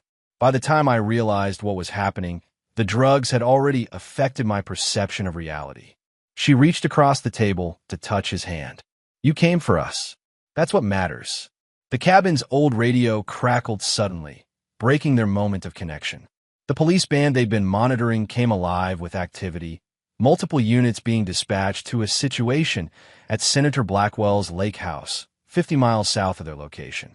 "Do you think?" Bella began. Dominic adjusted the frequency, bringing in the transmission more clearly. The dispatcher's voice was tense as she directed emergency services to respond to what was being described as a possible explosion and structure fire at the senator's property. "It's starting," Dominic said grimly. "What's starting?" Lily asked sleepily from the bedroom doorway, rubbing her eyes. Despite everything she'd been through, moments like this, hair tousled from sleep, small hands curled into loose fists, reminded Dominic that she was still just a child. "Nothing, sweetheart," he assured her. "Just some news on the radio." But Bella's expression had gone distant, her eyes unfocused in the way that had become familiar over the past days, the precursor to what she called her sing. "It's not nothing," she said softly. "It's her. She's making her move."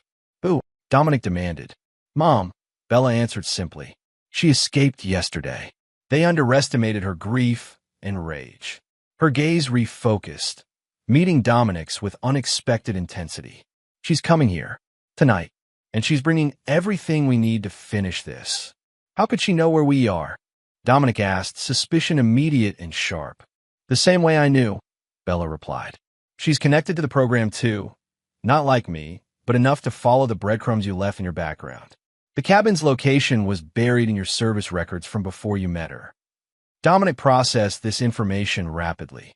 If Adrian was indeed coming, they needed to be prepared for reunion or confrontation, depending on her true motives. "What happened at the lake house, Bella?" he asked. "What did you see?" Bella hesitated, glancing at Lily. Dominic understood immediately. Whatever she had seen wasn't appropriate for her younger sister's ears. "Lily," he said gently, "could you gather some more firewood from the porch? The nights are getting colder." Once Lily had gone outside, bundled in a too large sweater found in the cabin's closet, Bella spoke in a hushed tone. Mom confronted Blackwell at his lake house.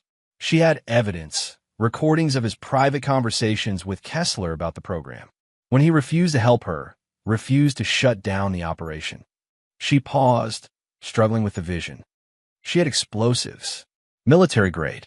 She must have taken them from the Pinnacle's security stores during the chaos of our escape. "Is she?" Dominic couldn't finish the question. "Alive?" "Yes, but Blackwell isn't." Bella's expression remained detached, clinical. The explosion was targeted, precise. She made sure only he was in the blast radius. Dominic had known Adrian as an intelligence operative before their marriage, had seen her tactical capabilities firsthand. But this level of calculated violence suggested a desperation he'd never witnessed in her. "When will she arrive?" he asked, already mentally cataloging the cabin's defensive positions, escape routes, and available weapons. "After midnight," Bella replied. "She's being careful, taking indirect routes. She believes she's being followed, but she's determined to reach us first." The remainder of the day passed in tense preparation. Dominic secured the perimeter, setting up rudimentary alarms that would warn of approaching vehicles or individuals. He checked and rechecked the limited weapons available. His service pistol with remaining ammunition, hunting rifles found in the cabin's gun safe, and improvised devices fashioned from household materials. Lily sensed the tension, but remained remarkably resilient, finding comfort in small tasks and the security of having both her father and sister nearby. As night fell, Dominic settled her into bed with promises that tomorrow would bring greater clarity. "Is Mommy really coming?" she asked as he tucked the blankets around her. "Maybe," Dominic answered honestly. "We'll know more in the morning." "Is she still good? Or did they make her bad like they try to make me?" The innocent question carried the weight of Lily's traumatic experiences. Dominic chose his words carefully. "Your mother loves you very much, Lily. Sometimes adults make complicated choices when they're trying to protect the people they love." This answer seemed to satisfy her, and soon she drifted into sleep, exhausted by the day's emotions. Outside, Dominic and Bella maintained a vigilant watch from the cabin's front porch, the forest around them dark and silent except for occasional wildlife sounds. The night air carried the first hint of winter's approach, crisp and pine-scented. "They won't stop looking for us," Bella said quietly. "Especially now, with Blackwell dead. Shepard will accelerate the contingency plans." "Let them try," Dominic replied. "We have what they fear most, evidence and witnesses. Once we identify Shepard, we can expose the entire operation." Bella turned to him, moonlight illuminating her solemn expression. "It won't be that simple. The program has support at the highest levels. People who believe the ends justify any means. They'll discredit us, silence us, or worse. Then we'll need leverage they can't ignore," Dominic acknowledged. "Something that makes exposure more dangerous to them than negotiation." The conversation halted abruptly as one of Dominic's perimeter alarms activated. A soft, rhythmic tone indicating movement on the access road approximately half a mile from the cabin. Minutes later, they heard it, the distant sound of an engine, then headlights briefly visible through the trees before being extinguished. "Single vehicle," Dominic observed, retrieving his weapon from its holster. "Get inside, wake Lily, and move to the fallback position we discussed." Bella hesitated. "It's her," she said with certainty. "But she's not alone."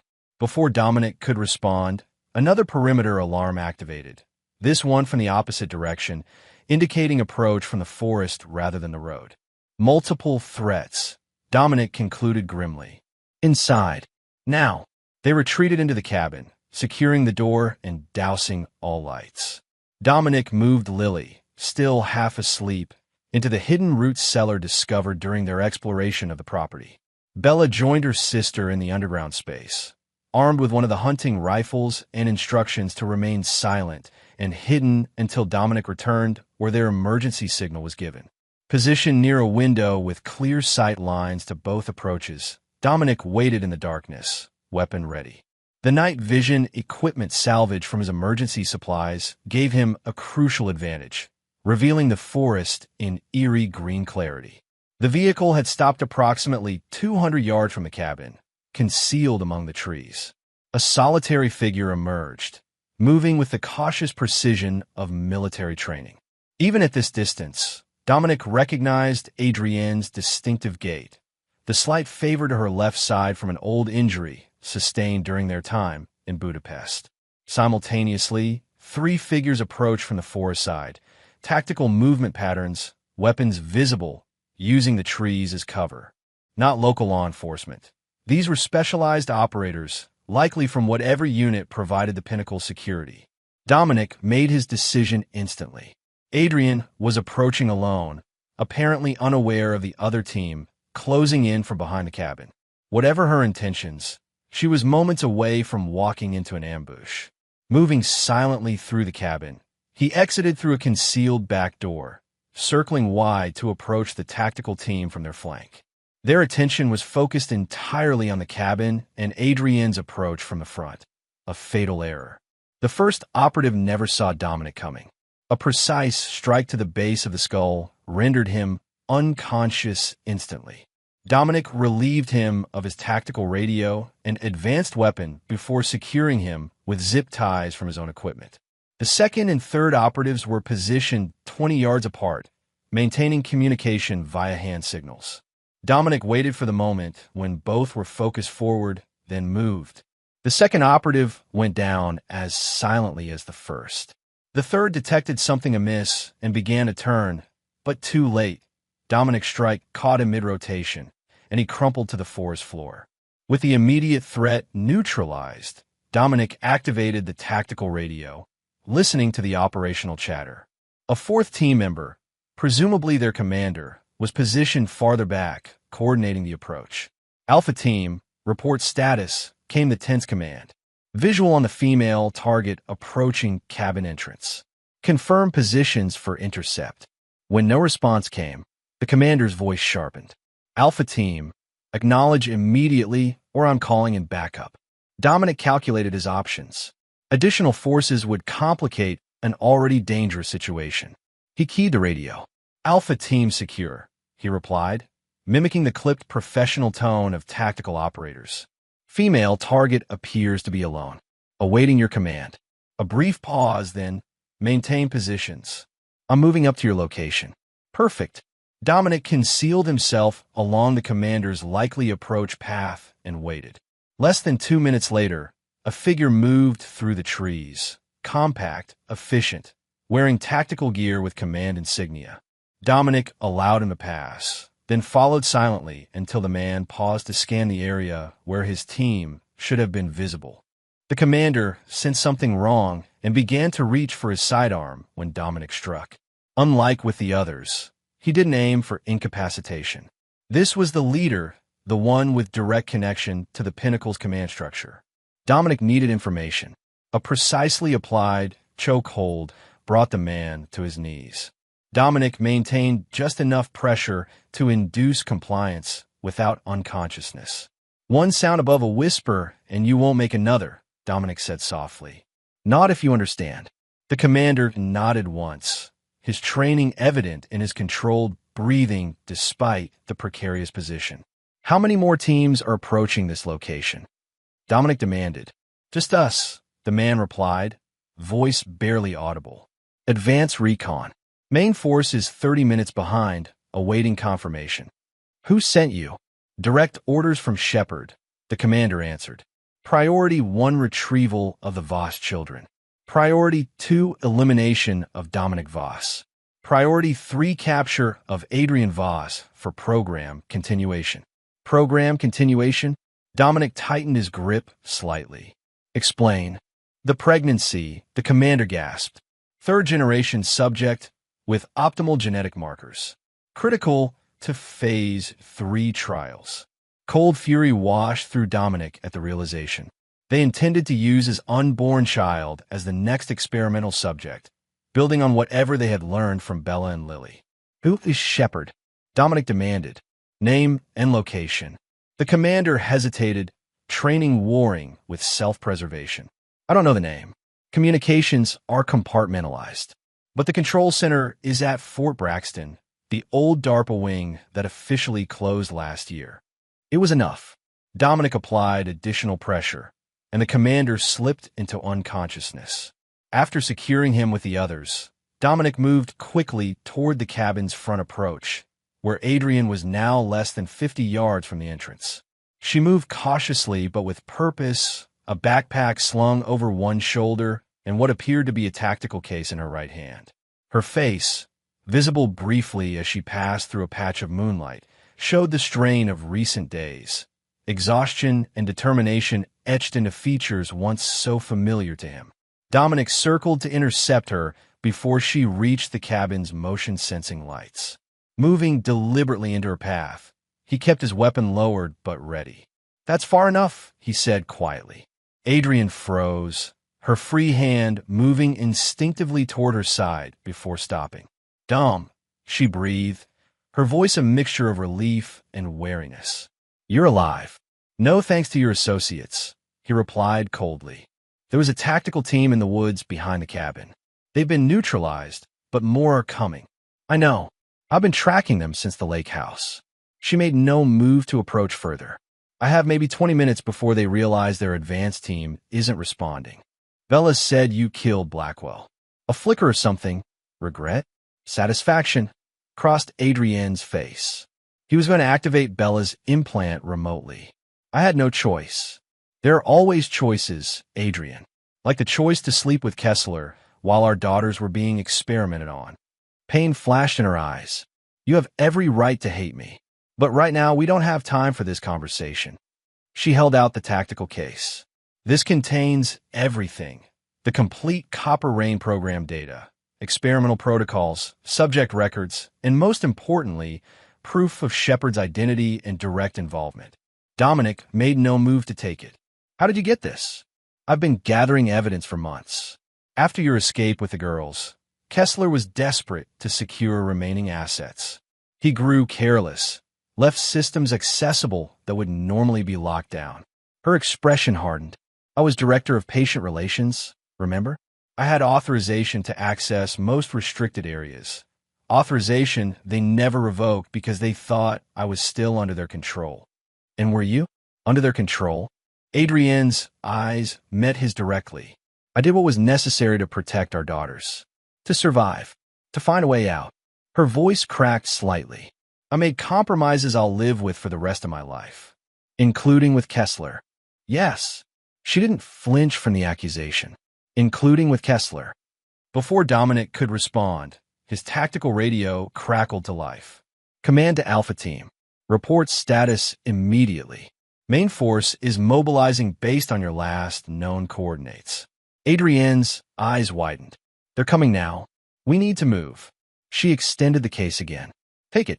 Get the girls somewhere safe. I'll create a diversion. Lead them away from your escape route. Why would you do that? Dominic demanded, still not reaching for the case. Because they're my daughters too, she replied simply. And because I won't let them take this baby. Her free hand moved to her stomach in a protective gesture. Not for their experiments. Not for anything. Tension stretched between them. Years of trust shattered, betrayal both real and perceived, and in the middle, their children's safety hanging in the balance. The team commander said something about the baby being a third-generation subject. Dominic said finally, watching her reaction closely. Horror and confirmation mingled in Adrienne's expression. So that's their plan. I suspected as much when Dr. Lefebvre started insisting on specialized prenatal monitoring. She took a breath, steadying herself. All the more reason to end this now. A distant sound caught their attention, the unmistakable rhythm of helicopter rotors approaching from the south.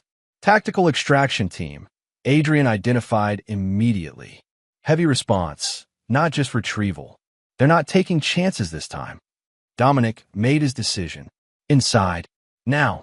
They moved swiftly to the cabin, Dominic securing the door behind them, while keeping Adrienne in his peripheral vision. Trust had not been restored, merely suspended in the face of immediate danger. Daddy. Lily's small voice came from the hidden cellar entrance, now slightly ajar. Is Mom here? Yes, Dominic confirmed, moving to help his daughters from their hiding place. But we need to leave immediately. We have unwelcome company on the way. Bella emerged first, the hunting rifle still clutched in her hands. Her eyes locked on her mother, expression unreadable. Lily followed, her initial hesitation giving way to a rush of emotion as she flung herself toward Adrienne. Mom, she cried, arms outstretched. Adrienne dropped to one knee, embracing her younger daughter with fierce protectiveness. Oh, Lily, she whispered. My brave girl. Bella maintained her distance, watching the reunion with complicated emotions playing across her face. When Adrienne looked up at her older daughter, tears glistened in her eyes.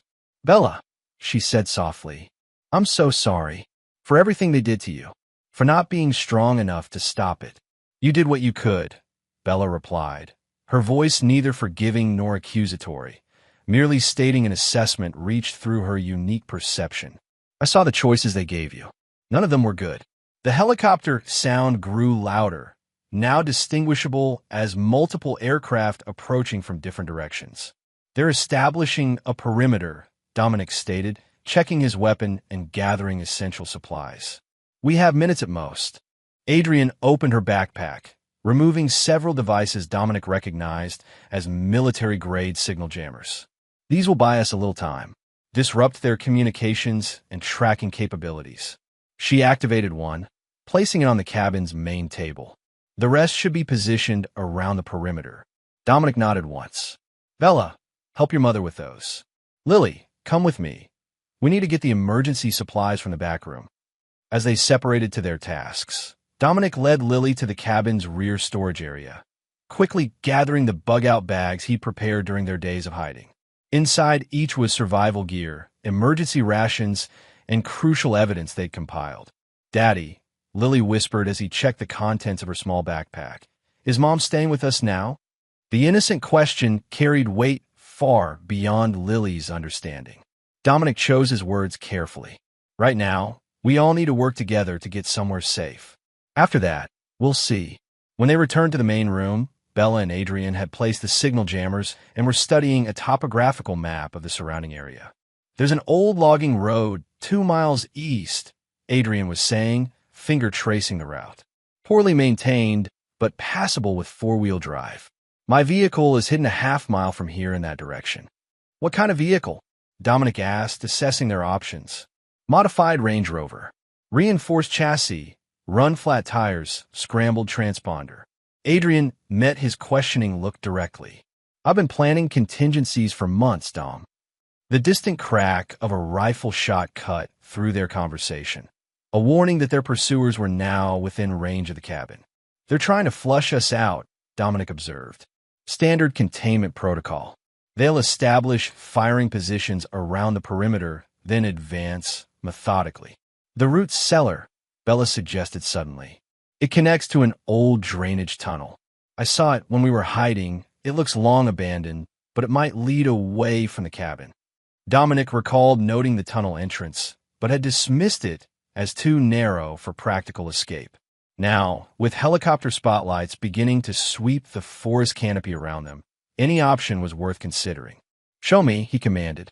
Bella led them back to the root cellar, pulling aside shelving to reveal a narrow passage partially obscured by decades of debris.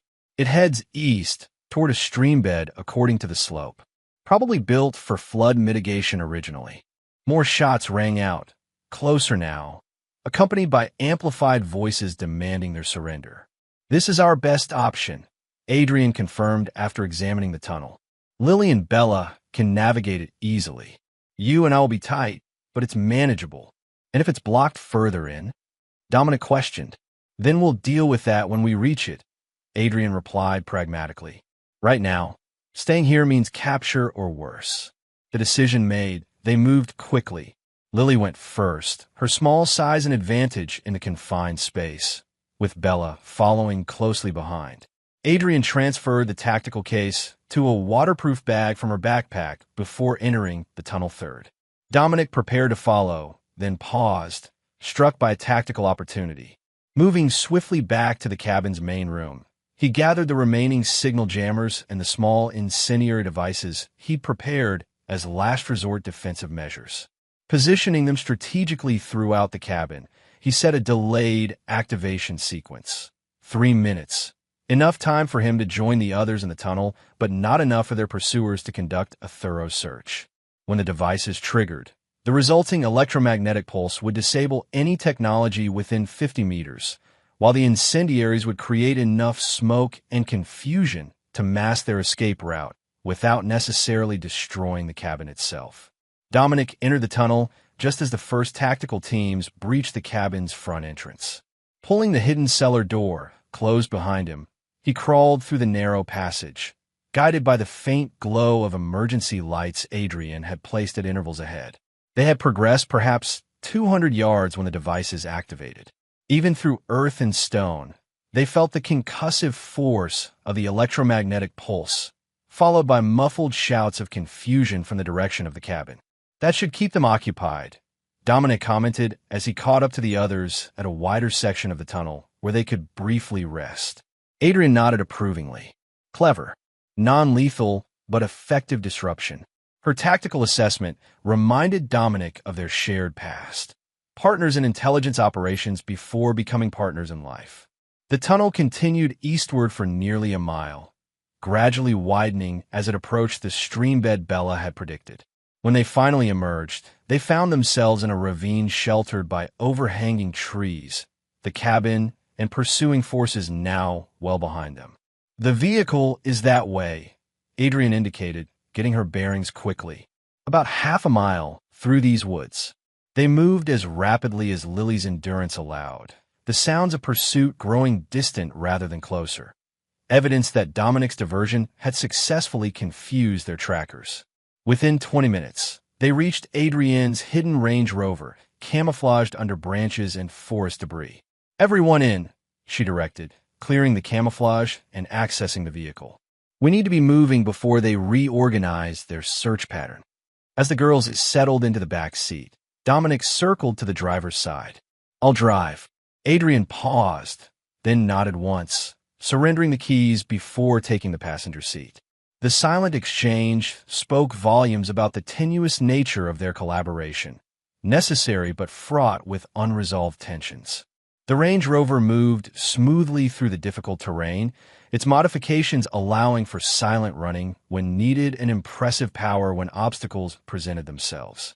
Adrian navigated from memory, guiding them to the logging road she'd identified earlier and then onto progressively larger roads leading away from the search area. "Where are we going?" Dominic asked after they'd put 20 miles between themselves and the cabin. "There's a safe house in North Dakota," Adrian replied. "Completely off official records, established years ago as part of a contingency network most of the agency has forgotten exists." "Whose safe house?" Dominic demanded, suspicious. "Cordelia's," Adrian answered. "She maintained a network of emergency locations after the Budapest operation went wrong. Places known only to her and those she trusted implicitly." In the back seat, both girls had fallen asleep, the adrenaline crash following their narrow escape leaving them exhausted. Bella's head rested against the window, while Lily was curled against her sister's side, their physical closeness a reminder of the bond that had helped them survive their ordeal. Dominic glanced at them in the rearview mirror, then turned his attention back to Adrian. "The tactical case. What exactly does it contain?" "Everything," she replied simply. "The complete Copper Rain algorithmic structure. Personnel files on everyone involved in the Pinnacle's operations. Medical records of all experimental subjects. And most importantly, direct communications between Shepard and the program directors." "Who is Shepard?" Dominic pressed, the question that had driven him since learning of the code designation. Adrienne's expression darkened. "Vice President Lawrence Carmichael." The revelation hung in the air between them. The Vice President of the United States, second in command of the executive branch, former director of the National Intelligence Agency, and longtime advocate for innovative approaches to national security. "That's why the program had such extensive protection," Adrian continued. "Why congressional oversight was circumvented, why normal ethical protocols were suspended. Carmichael has been the architect from the beginning, seeing human cognitive enhancement as the next frontier in intelligence operations. And our daughters were just test subjects to him," Dominic said, the cold fury that had driven him these past days crystallizing into something harder and more focused. "Not just test subjects," Adrian corrected grimly. "Prototypes. The program's ultimate goal is to create intelligence assets with predictive capabilities that can be controlled remotely. Human companions to the algorithmic systems, filling the gaps where artificial intelligence fails." Dominic absorbed this information, calculating implications and possibilities. "We can't go to conventional authorities with this. Not with Carmichael's involvement." "No," Adrian agreed. "But we can go to the press. Selected journalists with the courage to publish regardless of pressure. With the evidence in that case, even Carmichael can't silence every outlet. And how many would believe it?" Dominic countered. "How quickly would we be discredited as conspiracy theorists or foreign agents? How many media organizations would risk government sanctions to publish allegations against the vice president?" Adrian studied him carefully. "What are you suggesting instead?" "Direct action," Dominic stated flatly. "We use the information not to expose, but to leverage, to eliminate the threat at its source." "Assassination." Adrienne's voice was neutral, neither approving nor condemning. "That's a line neither of us has crossed before." "They crossed lines first," Dominic replied, his tone leaving no room for debate. "When they took our children. When they used them as experimental subjects. When they planted devices in their brains." His knuckles whitened on the steering wheel. "There's no going back to who we were before this happened. No returning to normal lives." Adrienne was silent for long moments, her gaze directed at the darkened road ahead. Finally, she spoke. "Cordelia's safe house has equipment, secure communications, everything we'd need to plan an operation." She paused. "But we would need help. Specialists with skills beyond what even we possess." "I have contacts," Dominic said. "People who operate outside conventional boundaries. People who understand that sometimes justice requires measures beyond what the system allows." As they drove through the night, the sleeping forms of their daughters in the back seat, a constant reminder of what they were fighting for, an unspoken understanding formed between them.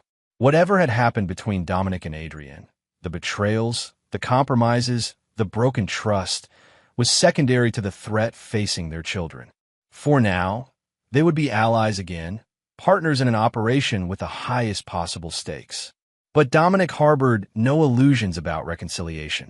The woman beside him had made choices he could never forgive, regardless of her reasons or the pressure she faced.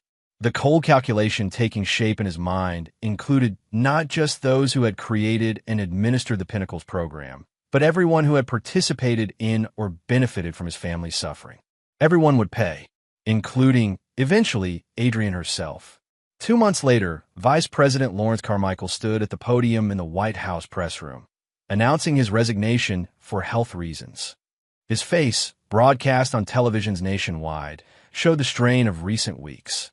Unexplained security breaches, leaked financial irregularities, and mysterious deaths among his closest associates. What the cameras didn't capture was the thin scar at the base of his skull, identical to those once worn by Bella and Lily Voss. The mark of an implanted device, now controlled not by government operators, but by someone with more personal motivations. In a secure facility hundreds of miles away, Dominic Voss watched the press conference on a bank of monitors, surrounded by equipment salvaged from the Pinnacle's now-defunct operation.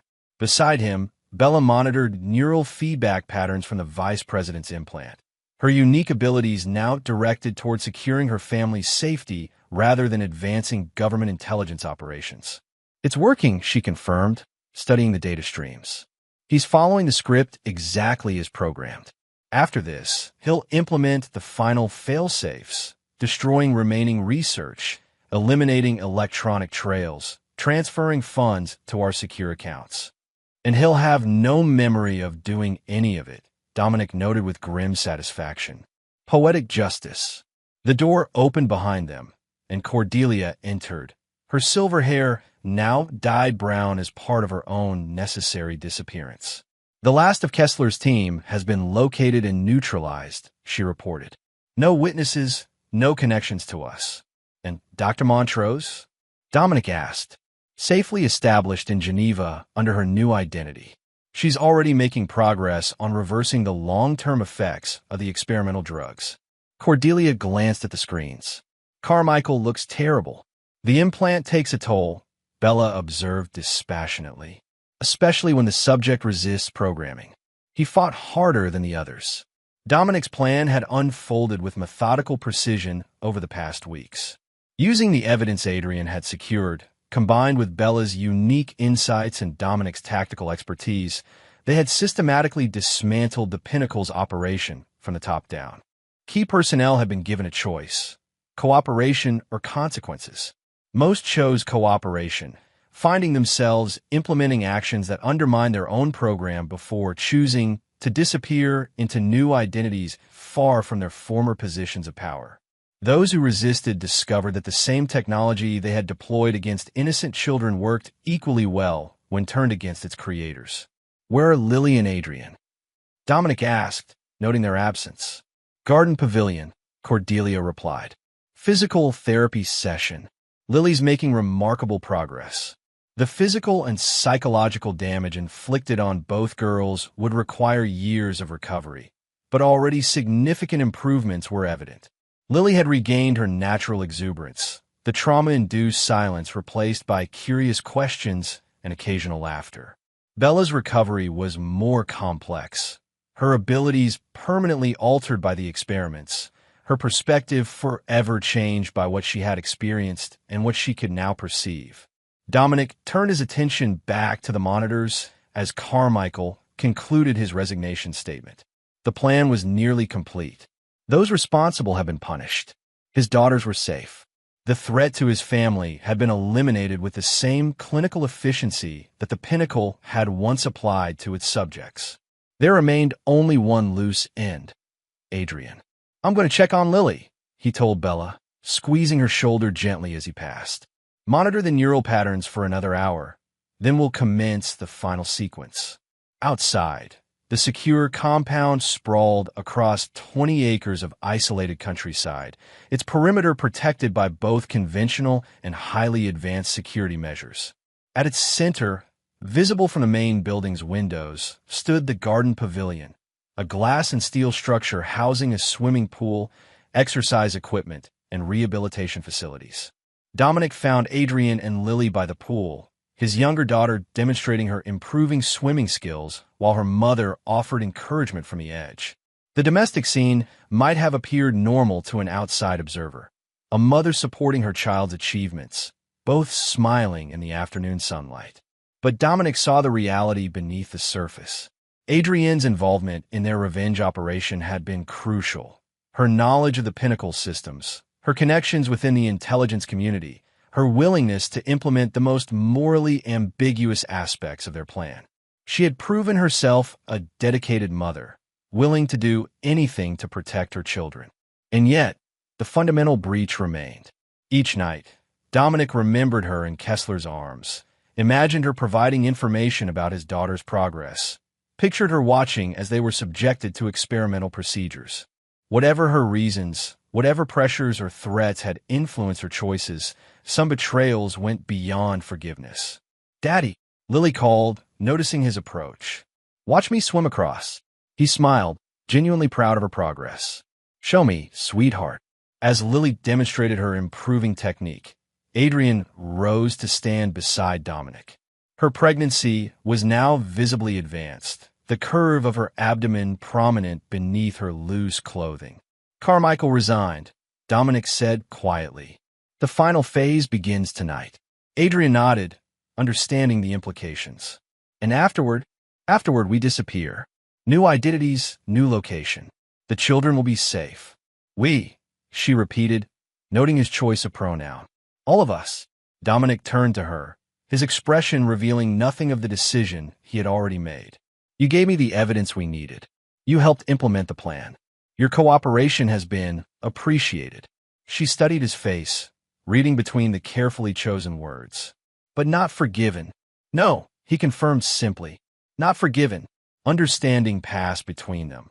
The acknowledgement of an inevitable conclusion both had seen approaching since their reunion at the cabin. Whatever their past, whatever their temporary alliance against a common enemy, the damage done was irreparable. "I never expected forgiveness," Adrian said after a moment.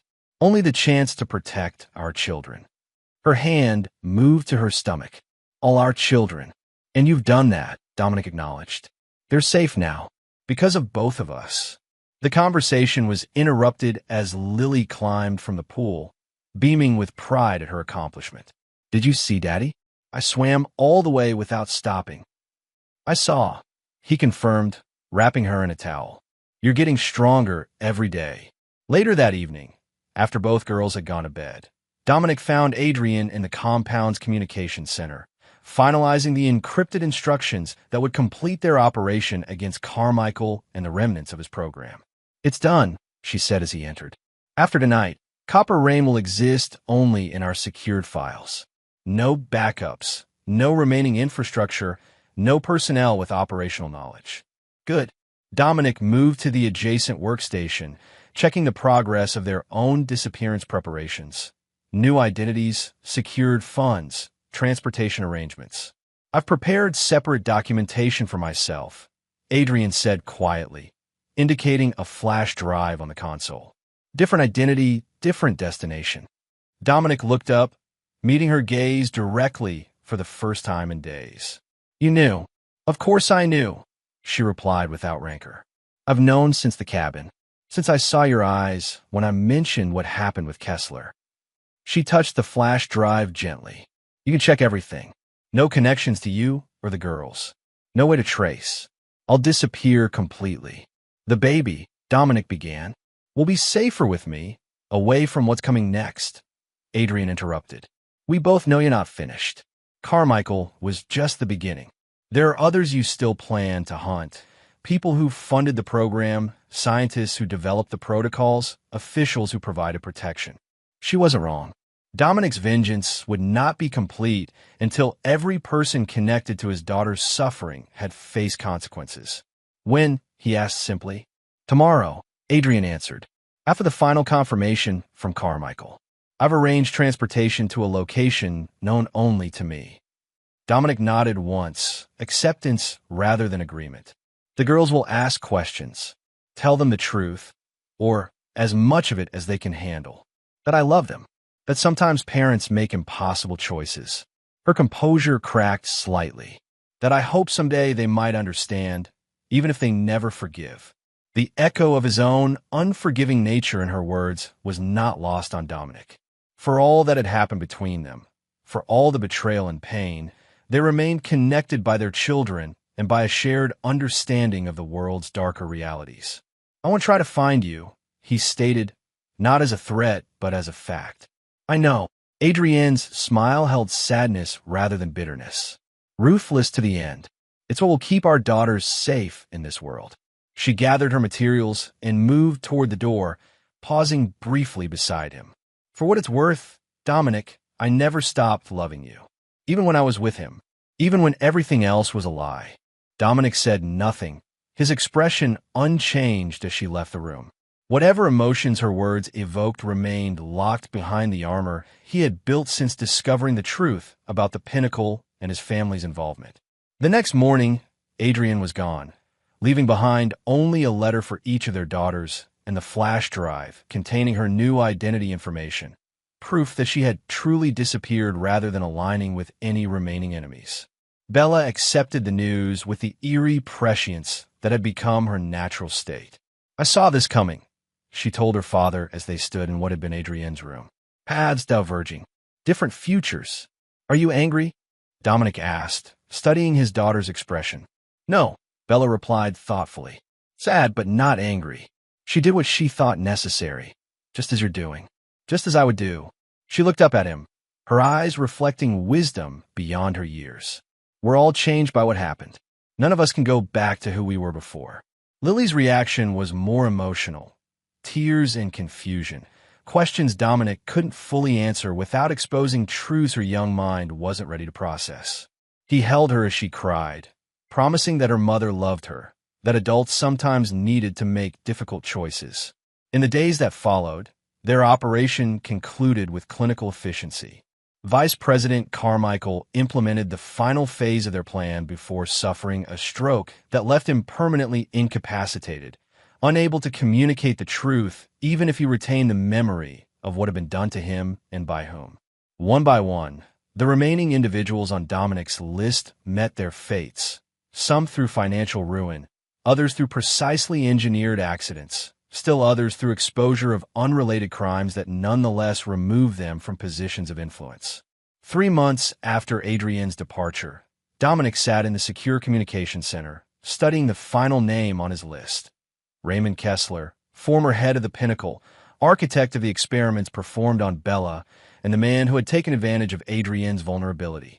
Kessler had proven the most elusive target, disappearing completely after the Pinnacle's collapse. No financial transactions, no digital footprint, no confirmed sightings. You won't find him that way, Bella said, entering the room silently, as was her habit now. He's gone completely off-grid, using techniques he learned from people like us. Dominic turned to his daughter, noting the calm confidence that had replaced her earlier trauma-induced anxiety. Do you know where he is? Bella smiled enigmatically. Not specifically, but I know how to find him. She set a folder on the desk before him. He has patterns he doesn't even recognize. Habits from childhood that survival hasn't erased. I've been tracking them, extrapolating. Dominic opened the folder, finding a detailed analysis of psychological patterns, geographical probabilities, and behavioral predictions. It was the kind of work the Pinnacle had forced from Bella under drug compliance, now produced voluntarily and with far greater sophistication. You want to find him? Dominic observed. Why? The same reason you do, Bella replied simply. He needs to pay for what he did. To me. To Lily. To all of us. She touched the analysis she had created. I'm not asking to be part of what happens after we find him. Just to be part of finding him. Dominic studied his daughter. No longer the traumatized 16-year-old rescued from the Pinnacle, but not yet the woman she would become. Something in between. Stronger than anyone her age should need to be, with abilities no one should possess, driven by experiences no one should endure. We'll find him together, Dominic agreed, making the decision that would define their relationship moving forward. Not just father and daughter, but partners in the final act of vengeance against those who had harmed their family. 6 weeks later, Raymond Kessler entered a remote cabin in the mountains of northern Montana, believing himself secure in his carefully constructed disappearance.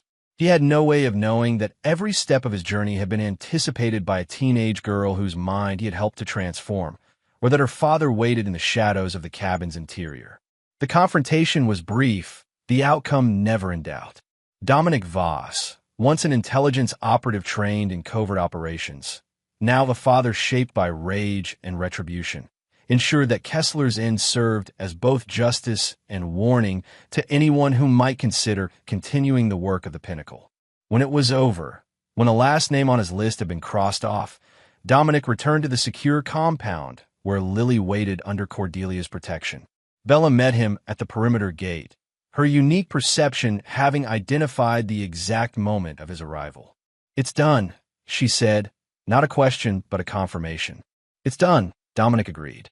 Together, they walked toward the main building, where Lily would be waiting with questions Dominic had prepared careful answers for. Truths she could accept now, with others reserved for when she was older. The vengeance was complete. Those who had threatened his family had been eliminated or neutralized. Those who had betrayed him had been banished from his life, regardless of their reasons or regrets. The future remained uncertain, but one thing was absolute. Dominic Voss would never forgive those who had harmed his children, never forget the betrayals that had